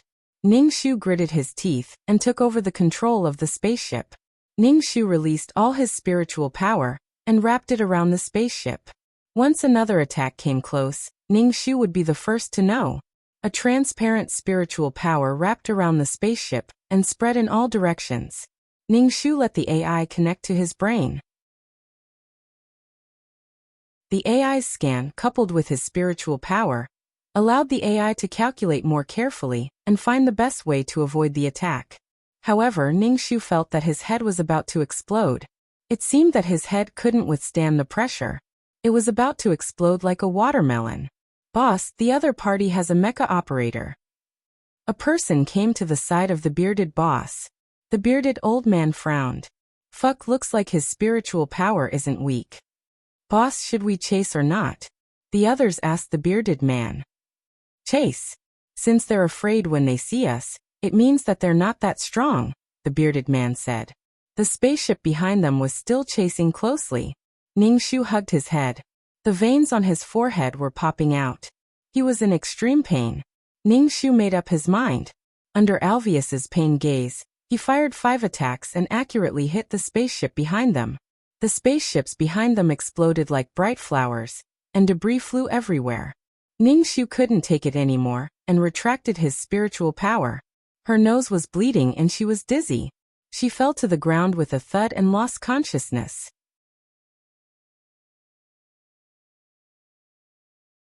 Chapter 1282. Ningshu fell to the ground weakly. The only thing he felt was that he was going to die. He felt like his head was about to explode. Could he be like Elsa, dying from the turbulence in his spiritual power? After some time, Ningshu finally woke up. When he opened his eyes, his vision was blurry. Ningshu almost thought that he was blind. He raised his hand and waved it in front of his face with difficulty. He shook his head. His head was about to explode. He felt like his brain was about to explode. Eliza, you're finally awake. Vivian's voice rang in his ear. However, Ningshu could barely hear her voice. Ningshu was speechless. Not only was there a problem with his eyes, but there was also a problem with his ears. He had used too much spiritual power. Eliza, wait for me. I'll call Arvais. Vivian hurried out of the room. Ningshu heaved a sigh of relief. It seemed like he was safe now. However, the price was a little high. Ningshu sat cross-legged and cultivated, hoping that his energy could improve his body that was on the verge of collapse. Ningshu heard hurried footsteps and stopped. He vaguely saw Vivian pushing Arvais in. Arvais saw that Ningshu was awake and heaved a sigh of relief. He asked, "Are you feeling unwell?" Ningshu pricked up his ears. "Speak louder. I can't hear you." Arvais was stunned for a moment. Then he said loudly, "Sister, are you okay?" "I'm fine," Ningshu said loudly. Arvais took out the nutrient solution. "You've been sleeping for 2 or 3 days. Drink it." Ningshu felt that his body had no energy left. He immediately took the nutrient solution and drank it. "How much energy do you have left?" Ningshu asked. 50%, Arvais said. Seeing Ningshu's puzzled expression, he raised his voice. 50%. I used up so much in one go. Ningshu sighed. Fortunately, he had escaped. No matter what he did, there would be losses. Rest well, Arvais said loudly. Ningshu nodded, and Vivian pushed Arvais out. Ningshu sat cross-legged on the bed and began to cultivate. Her ears and eyes should be temporary, and could be slowly repaired with spiritual energy. The spaceship arrived at another planet. Because of the dangerous incident that happened before, many people did not dare to stay on the spaceship. This time, he got off the spaceship directly. Since then, there weren't many people left on the spaceship. There were only a few people left on the spaceship. There weren't many people left from the spaceship that had been filled to the brim. The rest of the people were his own people. Arvais sent a tube of nutrient solution to Ningshu the next day. Ningshu was already short of energy, so it was even better now that he had the nutrient solution. Ningshu accepted it without hesitation. If he didn't have spiritual energy, then he could just use energy. The effect would be the same. Arvais saw that Ningshu's ears and eyes were still not good, so he comforted Ningshu. When we reach Omega Planet, There will be artificial cochlear implants that are exactly the same as a human's. The effects will be the same too. You can change your eyes. Many people have replaced their bodies with machines. Ningxu was speechless. It was really unimaginable. Ningxu nodded. It's okay. Maybe they'll be fine after a while. It's already good enough to be able to leave planet Celled. It was already very lucky to be able to leave planet Celled alive. With the nutrient solution, Ningxu's cultivation progress was slightly faster. However, Ningxu used the spiritual energy to repair his body, eyes and ears. He felt that it was because of the turbulence in his mental strength that his organs were suffering. Ningxu's vision gradually became clear, and he didn't need to be shouted at to speak anymore. Although he was fine, Ningxu still stayed in his room to cultivate. When he arrived at a new place, he had to have the ability to protect himself. Otherwise, he wouldn't be able to survive. Ningxu saw that Arvez was worried, so he told him that his eyes were fine. He didn't know how long they stayed on the spaceship, but they finally arrived at planet Omega before the energy was exhausted. Arvez stopped all the energy consumption of the spaceship. For example, he didn't even turn on the lights. The spaceship was basically dark, and all the energy was used to fly. Anyway, Ningxu stayed in the room, and it was always dark. He didn't know how long he stayed on the spaceship, but when he thought of planet Celled again, it felt like a lifetime had passed. When the synthesized electronic female voice said calmly without any fluctuations, "We have arrived at planet Omega." The spaceship lit up for a long time, and Arvez, who had always been reserved, smiled. No matter what, after going through the arduous process of snatching the spaceship and the arduous interstellar journey, they had finally arrived at their destination. There was infinite joy in his heart. The vast starry sky looked beautiful, but it was full of all kinds of dangers. The journey was long, and they could die on the way at any time.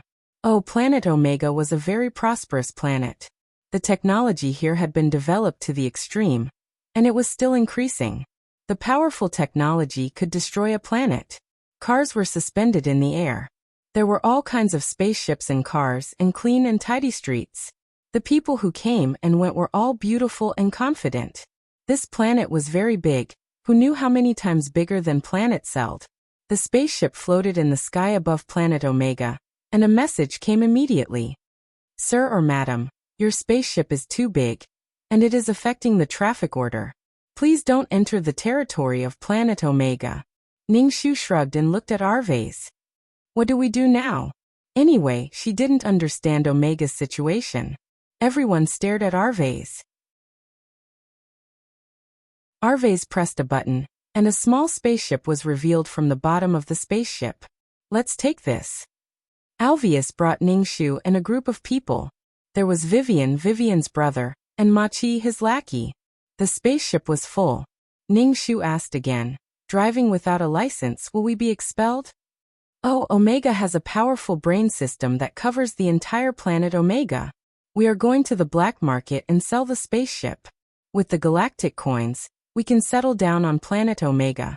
We also have to find a way to get a residence permit, or we will be expelled. Arvez explained. Ningxu nodded and asked again. If we park the large spaceship near planet Omega, will it be towed away? It's okay.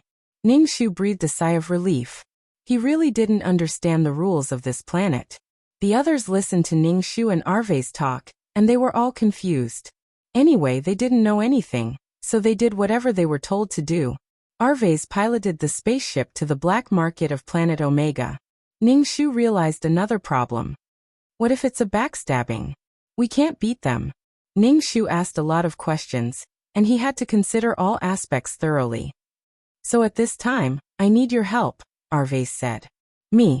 If the other party has any strange movements, release your spiritual power to intimidate the other party. Oh, he wanted her to be a mascot.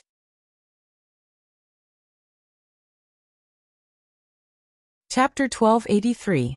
Arvez drove the spaceship to the black market.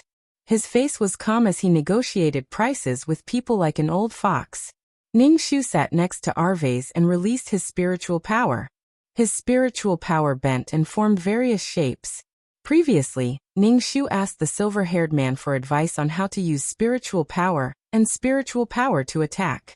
Her 280 spiritual attribute points were not in vain. They were all accumulated with attribute points. Ningxu was a little unfamiliar with using spiritual power at first. Now he was much more proficient. Ningxu was like an idiot who was playing with her spiritual power. Arvez was discussing business with someone. That person glanced at Ningxu from time to time. Most of his attention was on Ningxu. Arvez was anxious to get rid of the stolen goods. The other party was a little afraid of Ningxu's strong spiritual power.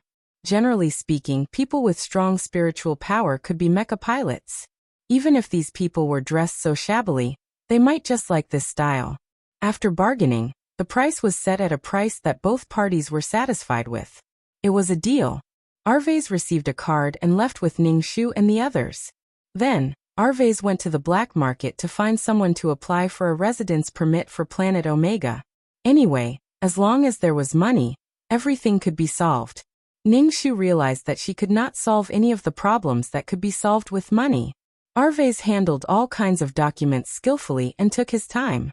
This made Ningxu believe that Arvez had really lived on Planet Omega. Otherwise, he would not be so familiar with this place. It seemed that Arvez had lived well in his previous life. It cost money to apply for a residence permit. Moreover, there were so many of them. Including Ningxu, Vivian and her sister, and March's group of lackeys, there were 20 people. Arvez spent a lot of money because of this. After that, Arvez rented a house.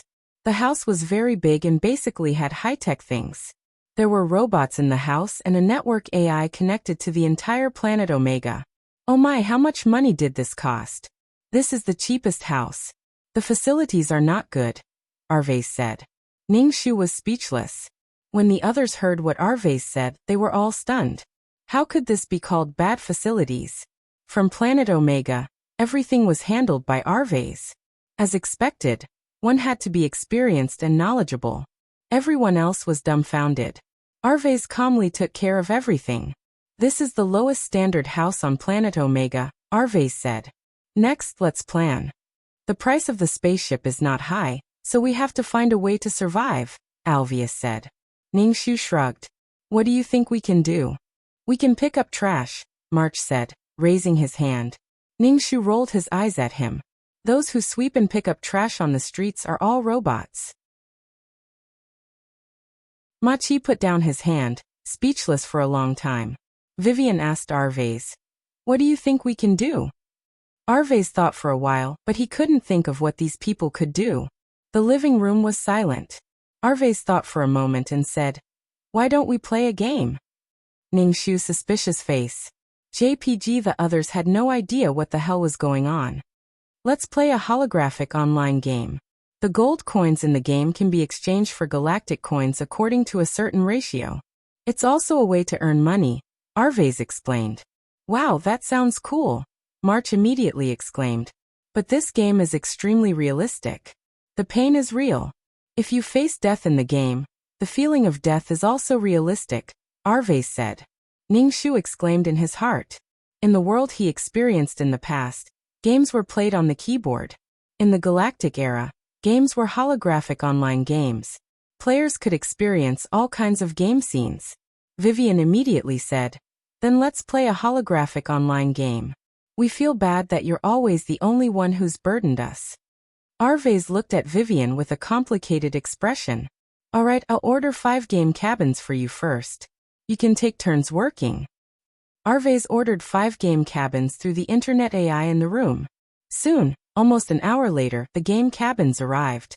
The speed of the delivery made Ningxu exclaim in surprise. And the delivery was done by robots. It felt like on Planet Omega, humans were completely useless. Especially for people like them, who were illiterate and had no skills, they were complete and utter trash. The game cabin was a place for the body to lie down. There was also a helmet connected to the brain. A group of people surrounded the game cabin, their faces full of amazement. Ningxu took the helmet and lay down. "Let me try it first." When Ningxu opened his eyes again, he found himself sitting in front of a small stream. The water in front of him gurgled and flowed. Everything was extremely real. Ningxu reached out and touched the water. It felt cool and he could not help but take a sip. The cool water flowed down his throat to his stomach. It felt very comfortable. It felt really real. But Ningxu was shot to death by a sudden arrow. He was not even in a hurry to dodge. He did not know which bastard shot him in the dark. Ningxu jumped out of the game cabin and took off the helmet. Oh my god, it hurts. Fuck. It felt too real. The arrow pierced his skin and pierced his body. How is it? Vivian looked at Ningxu expectantly. Ningxu put down the helmet. It's okay.